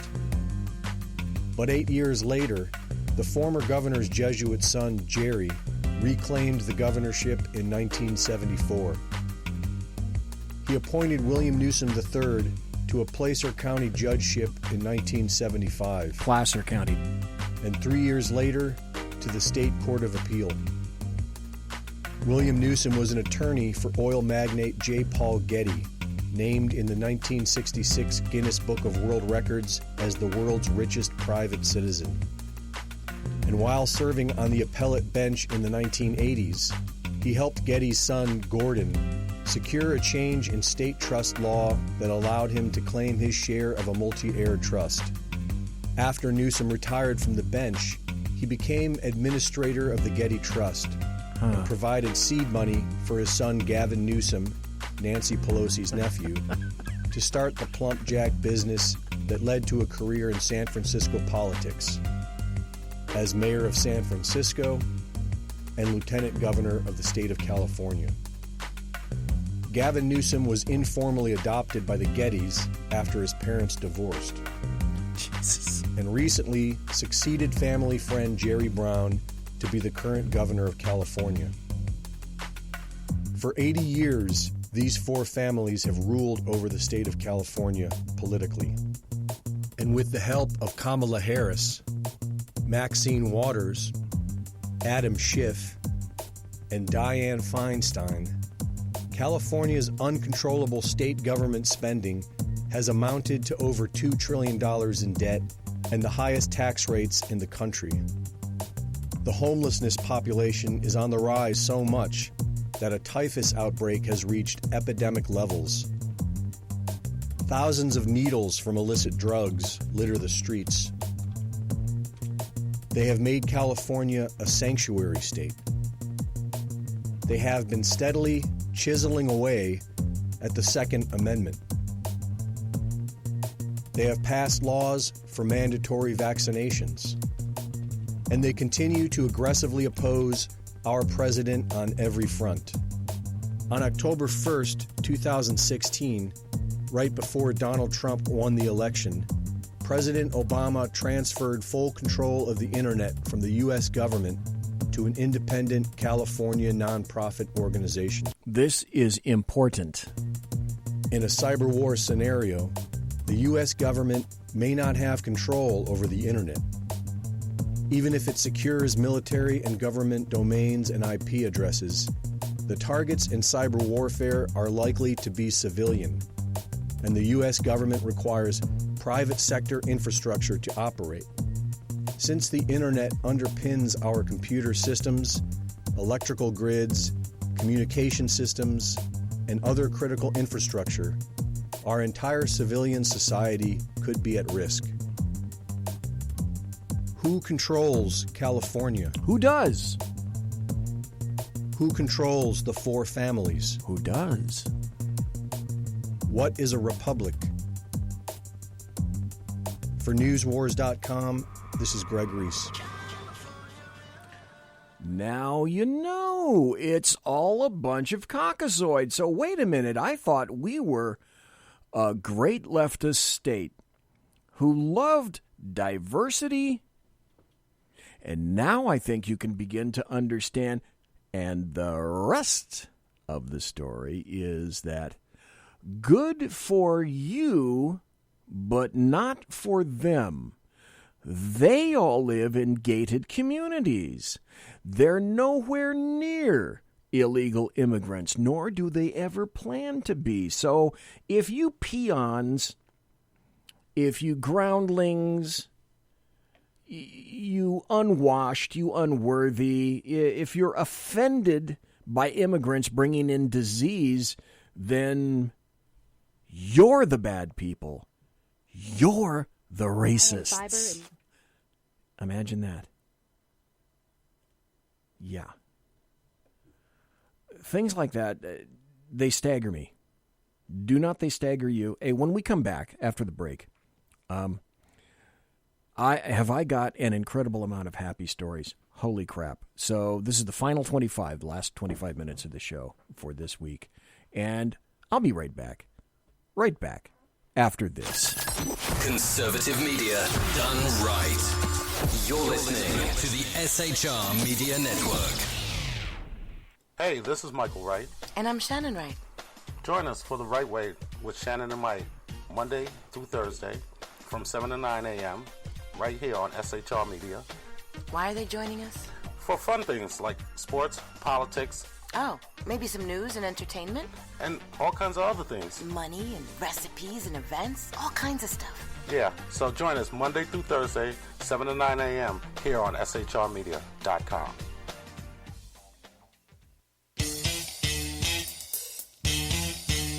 From a public locker inside a dilapidated Long Island rail station comes a show designed to piss off liberals using truth, facts, and ridicule.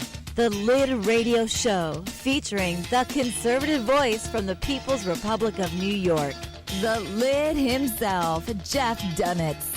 Tune in every Wednesday at 2 p.m. Eastern, 11 a.m. Pacific on the SHR Media Network. Go to shrmedia.com. At Lid Radio, we fight for the truth, justice, and a good kosher T-bone.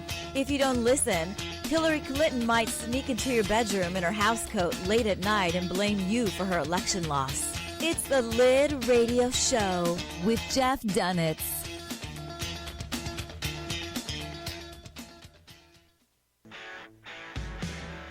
Hey girls, Carry Girl Gear is here. More and more women every day are concealed carrying, participating in competitive shooting, and getting firearms training. It's not a boys' club anymore, and we don't have to shop in their stores anymore either. Finally, a cool and unique clothing line just for women. Dope tees and hats for the patriotic concealed carry and 2A girl. So what are you waiting for? Go check out carrygirlgear.com today. It's your business diva here, Melanie Collette. I am inviting you to a front row seat as I discuss some of the most intriguing details of wealth and finance with today's movers and shakers in the world of business.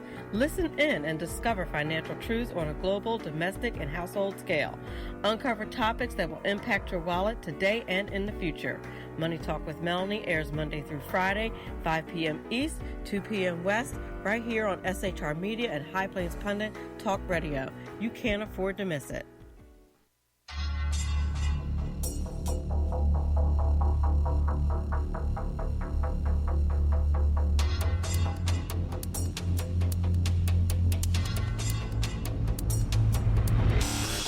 The new show on the SHR Media Network, Sackheads Against Tyranny. On shrmedia.com. Go there quick like a bunny, 11 p.m. Eastern, 8 p.m. Pacific every Wednesday.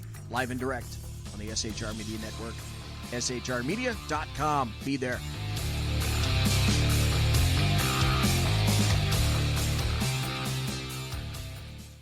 For 50 years, I've seen the American people blinded by corrupt politicians, a lapdog media, and deceptive Islam. The one thing the elites fear is one man with a cane. I'm Dave Milner. Join me through Spreaker, iTunes, and SoundCloud, through SHR Media and the Western Free Radio Network, for half a century of experienced perspective on political and social issues, weekly on The Unpleasant Blind Guy. And catch me on Jeff Mitchell's EDL Radio on blogtalkradio.com. There's no surrender, ever. Because truth is not always pleasant. Broadcasting behind enemy lines in occupied California, a mere 2 miles from the state capital, the bloviating Zeppelin's Berserk Bobcat Saloon radio show can be heard every Tuesday and Thursday night at 8 p.m. Pacific and 11 p.m. Eastern, only on the SHR Media Network. Go to shrmedia.com to listen. You can also watch on the SHR Media Facebook page and the SHR Media YouTube channel. No goldfish were abused in the making of this ad. Conservative media done right. You're listening to the SHR Media Network.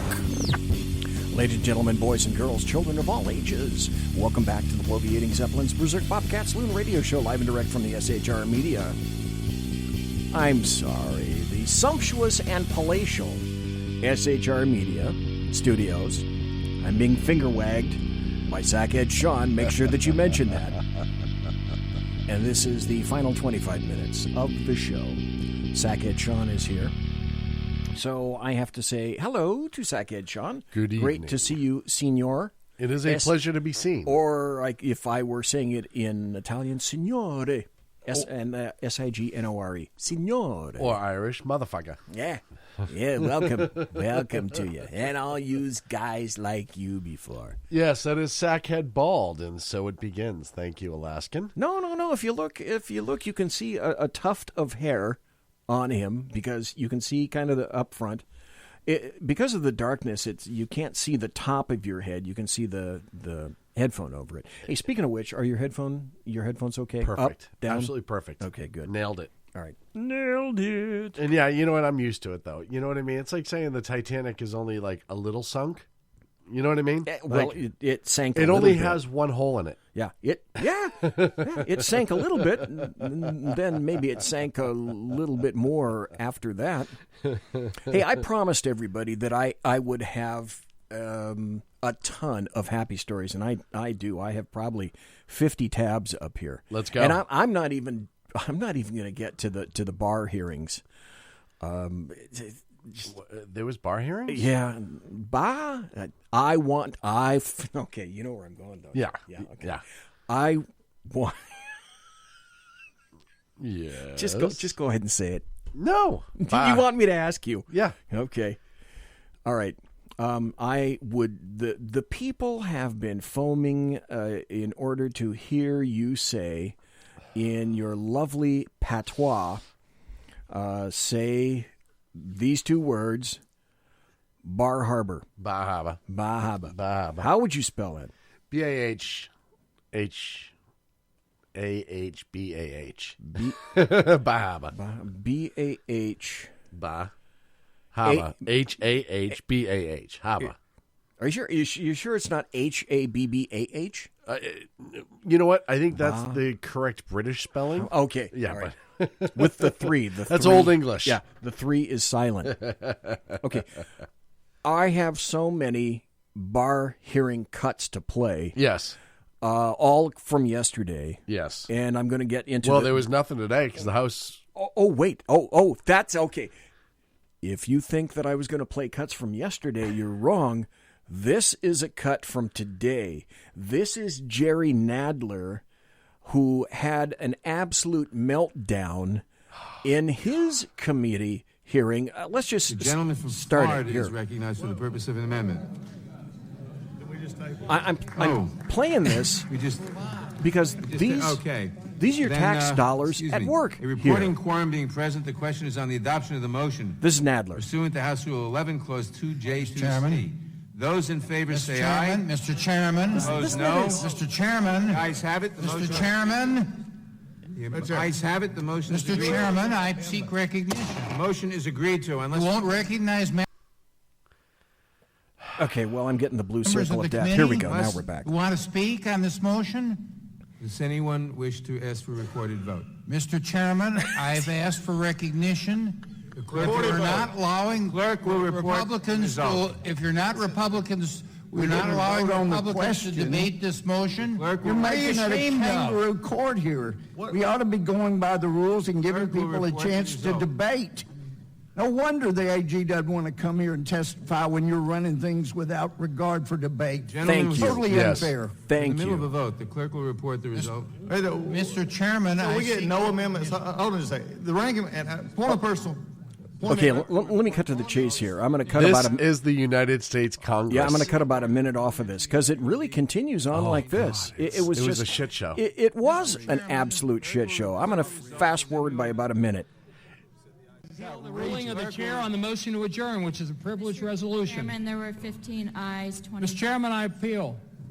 Finish. That was on the table. That was on That table. was on the table. Clerk will report the result.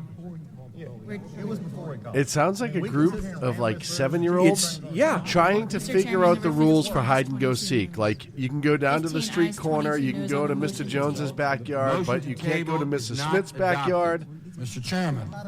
Wait a minute. That was a motion to table. Mr. Chairman. We didn't even get the He results doesn't of the even earlier know vote. what it is, what the motion Mr. involved. Chairman. And it's not like he just came to Table this. is not adopted. Mr. Chairman. That was previous. Next item on the agenda. He didn't come to this committee this year. He's been on it for No. what, 5-6 years? Yeah. He should know very well. gentlemen. for an amendment. He's a moron. That whole contract was on a motion to table, which was not adopted. I have an amendment to Wait a this. minute. Table what? Wait a minute, table what? Mr. Chairman, I reserve a point of order on the amendment. He doesn't know. He's a Wait a moron. minute. Mr. Gates is offering an amendment, correct? Yes. And I reserve a point of order, Mr. Chairman. Oh, Okay, it's Clerk will after report- this, but basically, Point of order. I can't listen to any more of this. But This is basically, your after this, he turned off the microphone of Matt Gaetz. Yeah. They get into it back and forth, and Gates he essentially asked to be recognized, and he just shuts it off. Yeah, and turns his mic right off. And you know what's funny is the ranking Republican, I can't remember his name off the top of my head right now, but the ranking Republican in his opening speech essentially blasted Nadler, said, "You're not going to run this per the rules. You're just not going to let Republicans speak. You didn't want him to hear today. You could have forced a vote. And if you did, it doesn't matter what you want to vote on. You're going to win anyhow. You have the numbers. You're going to win." Essentially, he was calling out every Democrat for saying, you're going to party line vote in this committee no matter what, which they will. Which is what we have in California. He's saying to Nadler, what are you afraid of? You have the votes to do whatever you want. At least let us have debate. No. And there was nothing. No. Got the votes, no debate, screw ya. Yep. I'm shutting you down, period, end of statement. Like I said to Jerry Chad, the Hutt. I call him Jerry the Hutt. Yeah. Because if you've ever seen him not behind his, or if you've never seen Jerry Nadler not from about his nipple line on weird. up, if you thought I was weird or fat, holy shit, I've got nothing on Jerry the Hutt. It literally looks like he's trying to smuggle in an inflatable for a pool under his suit. Yeah. It's the weirdest thing. Or the pool itself. And if you thought General MacArthur wore his pants high, Nadler is. No, Nadler wears. He has to. He literally wears his pants up to his nipple line, and I'm not kidding. He has to unzip his fly in order to address Congress. Yeah. That's actually good. That's pretty damn good. Okay, thank you. I've never seen it.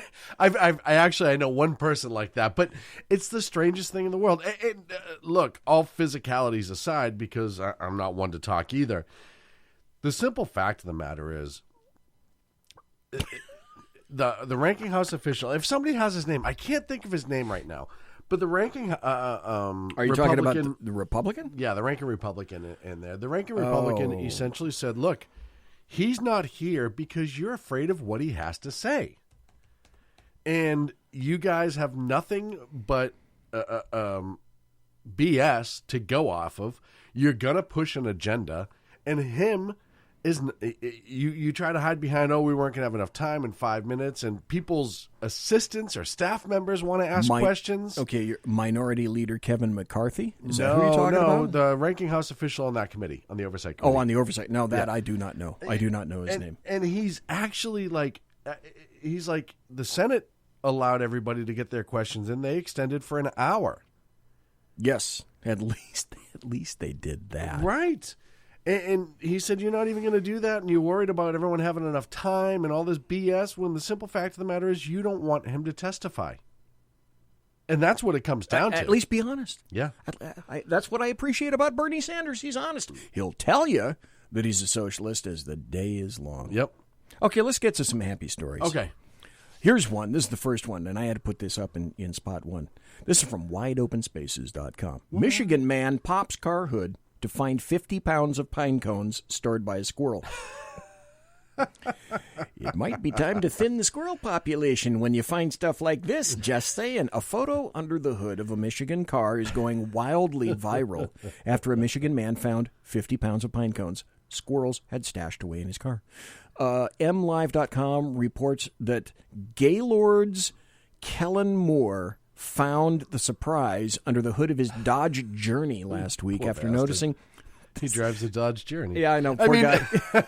After noticing his air conditioner was making an odd noise. And it smelled very... He couldn't figure out why he didn't have to replace his pine scent. Yeah, he didn't have the little tree in his car. And so this smells amazing in here. This is great. If only the AC worked. And so they were shocked to find the cozy nest that the animals had been making themselves. Here's another one. This I find... They are little buggers. This is great. Funny as hell to watch, though. This is from thehill.com. Philippines Duterte threatens to declare war on Canada if they don't take trash back within the week. And if this isn't a happy story, I'm sorry, I don't know what is. Philippines President Rodrigo Duterte. Say that 3 times. Rodrigo Duterte. Rodrigo Duterte. But Hey, we're we radio did. professionals. That's right. Don't try this at home, folks. Doug Collins. That was it. Thank you, Kaiser. Doug Collins, okay. Thanks, Kaiser. Has threatened war with Canada unless the nation takes back thousands of tons of trash shipped to Manila by a Canadian company, according to CNN Philippines. He said, quote, I'll give a warning to Canada maybe next week that they better pull that trash out, Duterte said, according to CNN Philippines. We'll declare war against them. We can... This is the best quote. We'll declare war against them. We can handle them anyway. He may not be wrong. He might not be wrong. Unless any of the hockey teams kick in, and then they're in trouble. Look, I love Duarte for one reason, or for a couple reasons. One, he's fighting Islamic terrorists tooth and nail. But the second one is, do you remember after we bombed Gaddafi and he went away for like 10 years? Oh, yeah. We killed his son. And then we came back and he would just talk and not say anything, but he would just talk for hours. And I bring it up. We talked about this on Sackheads 100 times. When he came to the UN and he wanted to rent Central Park and put up 1,000 tents and they wouldn't let him. And he ended up renting Trump's golf course to do it. And then he was supposed to get, 15 minutes at the UN, and he went on for an hour and 45. Oh, yeah, it just went... And it was completely incomprehensible. Like, he wasn't saying anything. This is what Duarte is. He is enjoyable to the point that he's comical. Don't get me wrong. I think he's one of those guys. He's doing what's best for his own country. You can't fault a guy for that. I don't necessarily agree with everything that he says. This is like that. God, what book? I had to read this in elementary school. I had this is John Marr. I had to read The Mouse That Roared. Yes. About the Duchy of, I can't remember the name, the Duchy of something or other. And basically it declared war on the United States so that it could be conquered by the United States and then be the recipient of largesse by the United States. That's how it imagined itself it was going to be getting ahead. Here's the problem, though, is, the Philippines, they can fight. Listen, so that's why I said, fighting the Canadians, and then he says, yeah, you know what? I think we could find him to a standstill. Dude, you might not be wrong. He's a little batshit crazy. Oh, but it makes him entertaining. Okay. Hey, by the way, do you like my shirt? Yes, you are very much expendable. Yeah, red shirt. I know. I'm a red shirt. I'm a Star Trek red shirt. Here's another good story. But this is a little bit more, this has a little more seriosity to it. Oh, damn it. See what I did there? A little different name. Coca-Cola, Ford, and Xerox boldly announced we're no longer donating to Planned Parenthood. Wow. 3 company giants from completely different industries have made a shocking yet pleasing announcement. Coca-Cola, Ford Motor Company, and Xerox stated they're no longer donating to Planned Parenthood. God bless them. Planned Parenthood has been falsely advertising that the companies do still donate on their website. So I got to say that's a happy story as well. I think that's excellent. Look, and that's free market at its finest, right? You can say too little, too late. We can have that whole conversation, but the reality is decisions are getting made now. And look, the last couple of years, I think the false shell of Planned Parenthood has come off greatly, and people have seen the reality, and it's caused pushback onto a lot of these businesses that were supporting them. When, let's face it, I don't know why they're getting private support. It's public funded. The feds fund it. We fund it. Your tax dollars fund it, whether you like it or not. It's like funding NPR. Right. It's like, why? They should not be allowed to sell advertisement. You fund NPR so rich white people can listen to concert music. That's why you fund NPR. Because they ain't playing rap on NPR. Trust me on that bad boy. I say it all the time with NPR. And we've had this discussion, not to stray too far from Planned Parenthood, but NPR, look, if NPR, all they did was play every presidential newscast, and they were like PBS, where you just watched old people listen, like you said, to classical music. And if the local stations allowed like local broadcasting, which I'm totally fine with, I don't care. Sure. I'd be fine with it. I am okay. And here's the other caveat, though, that you use it as a learning tool at colleges, universities, for people to learn how to broadcast. Yeah, I don't mind that. I would be but okay with there that. are still lots of universities that have their own private college radio stations. I'm not talking about I understand that. Because what what happens with that the radio station, I've talked to a few people that tried to work at those, is if you try to have a political talk show that is against the norm of the politics of that university, well, you can go straight to hell. You can go straight to hell. Okay. Yep. Here's another happy story. It's happening. Joe DeGenova, the guy whose story I just read for the last half hour and a little beginning in the second hour, he says John Brennan is going to need 5 attorneys. The report on James Comey is coming out in 2 weeks. Now, he's talking about the report that I believe is coming from the IG. Yes. Michael Horowitz. Yeah. We were told about 2 months after the Mueller. He said that the only hero in all of that cabal is going to be Admiral Mike Rogers.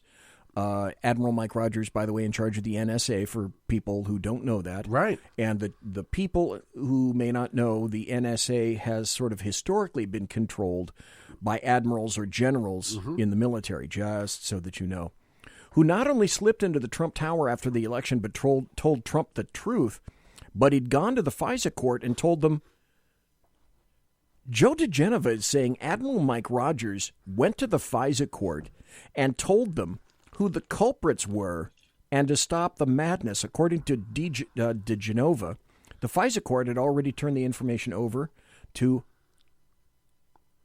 Attorney General Bill Barr. Weird.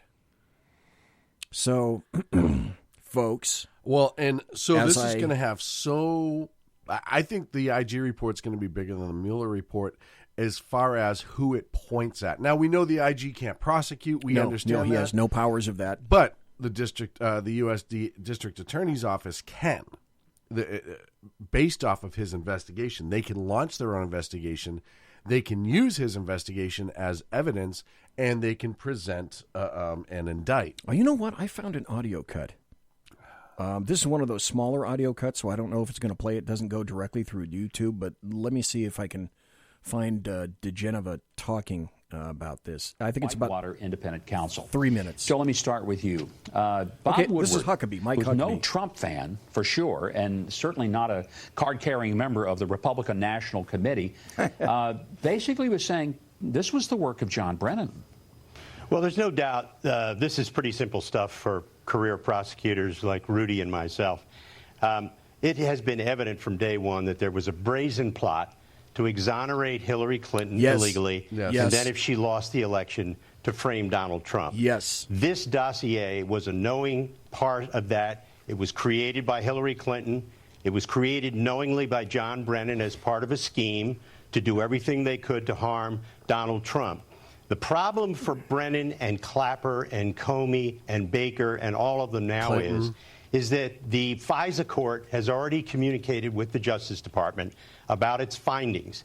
And their findings are that for more than 4 years before the election of Donald Trump, there was an illegal spying operation going on by FBI contractors, 4 of them, to steal personal information, electronic information about Americans, and to use it against the Republican Party. There are going to be indictments. There's going to be grand juries. Pause that for a second. John Brennan isn't going to need 1 lawyer. He's going to need 5. Okay, let's go back here. But you also Let me go back use here it- just a second. Go ahead. That is right around the time, and we have to remember that the IRS was weaponized. Yes, they were completely against conservatives, 501c3s, conservative PACs, etc. You bet. You had conservatives who were being denied small business loans. You had all that shit going on right around that same time. Dare I say it? And I dare. The federal government, by and large, was being weaponized against any conservative movements. Look, they never thought Hillary was going to lose the last election. The certainty was immense. Never, ever thought. It was huge. Well, let's continue with this because I love what Joe DeGeneva is saying. Against the Republican Party. There are going to be indictments. There's going to be grand juries. John Brennan isn't going to need 1 lawyer. He's going to need 5. Robert Ray, let me bring you in on this because you've also served. Why does this matter to the average American sitting at home with a bowl of popcorn and a soft drink?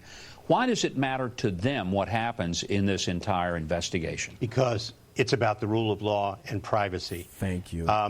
The Obama administration, for more than 4 years before the 2016 election, Fourth Amendment allowed 4 contractors working for the FBI to illegally surveil American citizens illegally. The FISA court has already found that. By the way, Robert Ray mentioned that there is the Horowitz report coming out in May or possibly early June.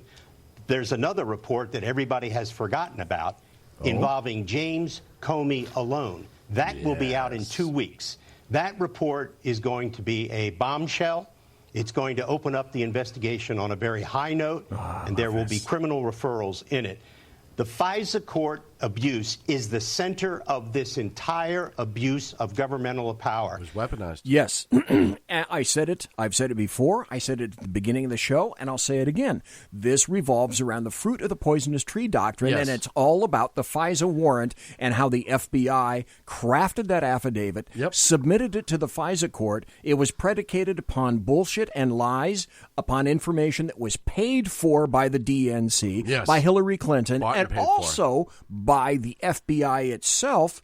The fruit of the poisonous tree doctrine essentially says that if your initial starting point of a case is corrupt, as in everything that you subsequently found comes back to an initial warrant that was predicated on bullshit, everything else you subsequently find no good is crap and will not hold. And that means that everything that they've done up to this point, including all the convictions, are subject to being overturned. And so when William Barr, says that, there was spying. I don't know for a fact that it was warranted, but I don't know that it was unwarranted. Such a great line. I'll tell you what, I'm going to find out. Yeah, that was an amazing line. And I bet he does. And the chief judge of that court has already ruled that the FBI broke the law and that the people at the head of the Justice Department, Sally Yates, John Carlin, the Assistant Attorney General for the National Security, all knew about it and lied to the court, the FISA court, about it. Robert, if you were advising Jim Comey, Sally, Joe, very quickly, if you've got a word you want to add. There's a hero in this entire story, and it's not a lawyer.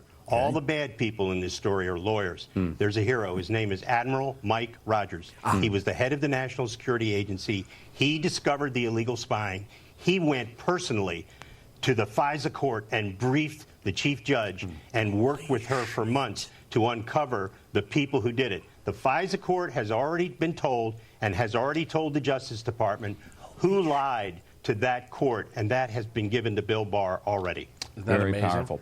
Let me add something. You know, if we ask this question... Okay. BZ. That's been given to Bill Barr already. Well, if he said it, and we're hearing it, and we know it, then wouldn't you suspect, Sackhead John, that information has already been disseminated to all the Democrats, and that's why they're pulling... They're sparing nothing. They're shitting chickens. To smear William Barr. As I'm wont to say, they're shitting car parts right now. They are absolutely watertight in D.C. And in the Northeast. Yeah, well, and here, and I know we're right up against the end, but the long and short of it, too, is this isn't the only thing that's going to come out of all of God, this. No. This is really the tip of the iceberg, because this will launch so many other investigations. And I've said it before, it won't go to Obama, but it will go to his office, and I think they'll start working this backwards, maybe as far as Benghazi. Well, that's where all the emails started. The previous administration was covering up. Right. All of this started with the Benghazi attack, the emails, the lies, everything that started after the fact. Susan Rice, nobody thought anybody would ever question Susan Rice. All of it. That's where it all started. We're going to discover that all of the shit that the Democrats have been accusing the Republicans of, they are, in fact, the ones that are guilty of that. We got a couple of minutes left before this. I have about 60 seconds left. I want to hear about Mike Flynn from Joe DeGeneva. What does it matter to the person at home? If the highest levels of government can trample the constitutional rights and the Constitution that through which we elect a president and step all over an elected president, imagine what it can do to you. Yeah. Staggering, because truer words were never spoken. And it comes down to who gets that information, who's in charge to use it as to what can happen to you. So, folks, if you're wondering why, as Sackhead Sean says they're shitting chickens, now you know why. Yeah. And the Democrats, leftist Democrats, and the American media maggots will stop and expect it's open warfare now, because they have everything to stop. This could turn everything upside down, and you can find that the presidency of number 44 could be the most corrupt in the history of American history. I would venture to say yes. And again, not even necessarily... And part of it could be incompetence on his behalf. Look, I'm not saying that he was complicit on everything, but I think that he had such lack of control over his administration that people were doing what they wanted to do, that Hillary pulled a lot of these strings while he was president. And that wouldn't shock me. Look, I'm no Obama fan. Everybody here knows that. If you've listened to the show for the last 7 years. I heard from Clint that you voted for him in term number 2. That's what I heard. Yeah, Fat Nose would say that. But the reality is I think Hillary could have very well taken advantage of the loosey-goosey way that he ran the administration, and things happened because everyone wanted her to be the next president. Okay, final question for you, Sackhead Sean. Yes. The rest of this year, 2019, yes, is there going to be one or maybe a series of extremely important revelations that we'll discover involving the Democrats? Minimal of 5. And here we go. Obviously, the FISA court. Okay. We're going to find out That's exactly huge. who in the FBI. Huge. And Comey, Strzok, and Page. Not Carter Page. The girl there. Lisa Page. Lisa Page. No, I was right. It was Page. Yeah. Those three may end up in a courtroom. I think those are going to be the big 3. I think that there's going to be some no-name person that's going to turn state's evidence and start talking. And I think Brennan is hosed too. Brennan, yes, and I'd go so far as to throw Clapper in there as well. Yeah. Oh, no. I just said the minimum 5. I think there's going to be minimum 5. And then, look, the other thing, too, that you have to remember is they're now pissing Barr off. Well, especially after lighting a fire under him for 8 to 10 hours yesterday and then attempting to belittle him by demanding that he sit and be quizzed by staffers, not even the senators whose job it is to do that. They're going to give it to number 2 and number 3 personnel? Yep, nope. I think that while they're eating fried chicken in his face and empty chairs. Look, and I think that, Barr, I think, is no Jeff Sessions. I don't think you want to screw with him. And I think now that the gloves are off, I think he'll go full bore. I think when he released the Mueller report, it was, look, this is the information that's here. This is what I'm telling you is here, and this is why we're doing this. I don't think it was partisan at all, per se. But now I think you pissed him off, and he's going to say, well, you know what? I have this beautiful office and all of this equipment. Let's find out what you assholes were up to. And I don't think it's going to be about revenge, but I do think it's going to be about the rule of law, and he's going to do the job that he believes was tasked to him. And I think for him, it's going to be more about, you don't think I'm a good AG? You don't think that I know the law? You don't think that I can do X, Y, and Z? Fine. I'll show you how good of an AG I am. Yeah. I think there is so much more to come. Oh, Jesus. 2019. Going to be fun. It could be even more exciting than 2020. And if 2019 goes this way, can you imagine a 2020? Well, you got to remember we have the election in 2020. So any sort of political push that can be given to the procedure and the proceedings, getting quicker court dates, making things happen, I think it's going to be like gangbusters. Look, mark my words, if former President Obama, Hillary Clinton, or Susan Rice or any of those folks are not in a courtroom testifying in the next year, I will be shocked. They may not be on the stand defending themselves, but testifying. And the subsequent question is, how many Democrats will have to fall by the wayside, and how will that order of persons who are seeking nomination, how will that order be changed? With the ultimate question being, what happens on November 9th of 2020 when OMB gets a second term? Well, and the other thing, too, to keep in mind is that as we're going down this road, as we're getting closer, as everything's about to happen, how many suicide notes are being written at Hillary Clinton's house right now? Oh, yeah. Well, I know that somewhere in a safe, I'm sure she has Vince Foster's. Yes. Okay. Did I actually say that? I may have. I think I did say that.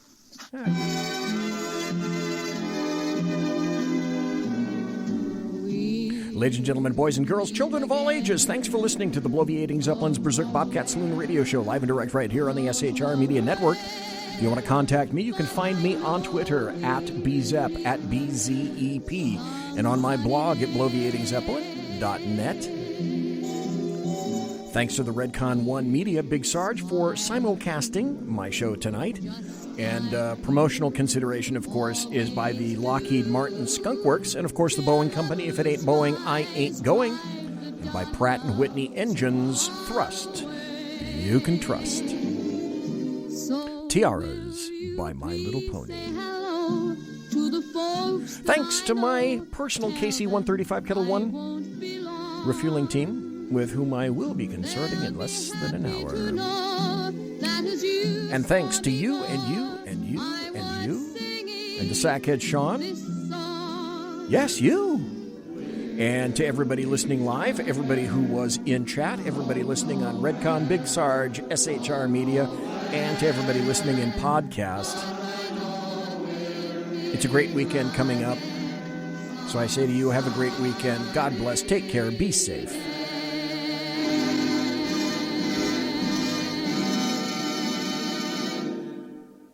Everybody quiet down now and get some sleep. Good night, everybody. Good night, Mama. Good night, Ben. Good night, everyone. Good night, Mama. Good night, Daddy. Good night, children. Good night, Daddy. Good night, Elizabeth. Good night, John Boy. Good night, Jim Bob. Good night, Jim Bob. Good night, Jim Bob. What's going on? I was asleep. What's everybody doing? Good night, Jim Bob. Go to sleep.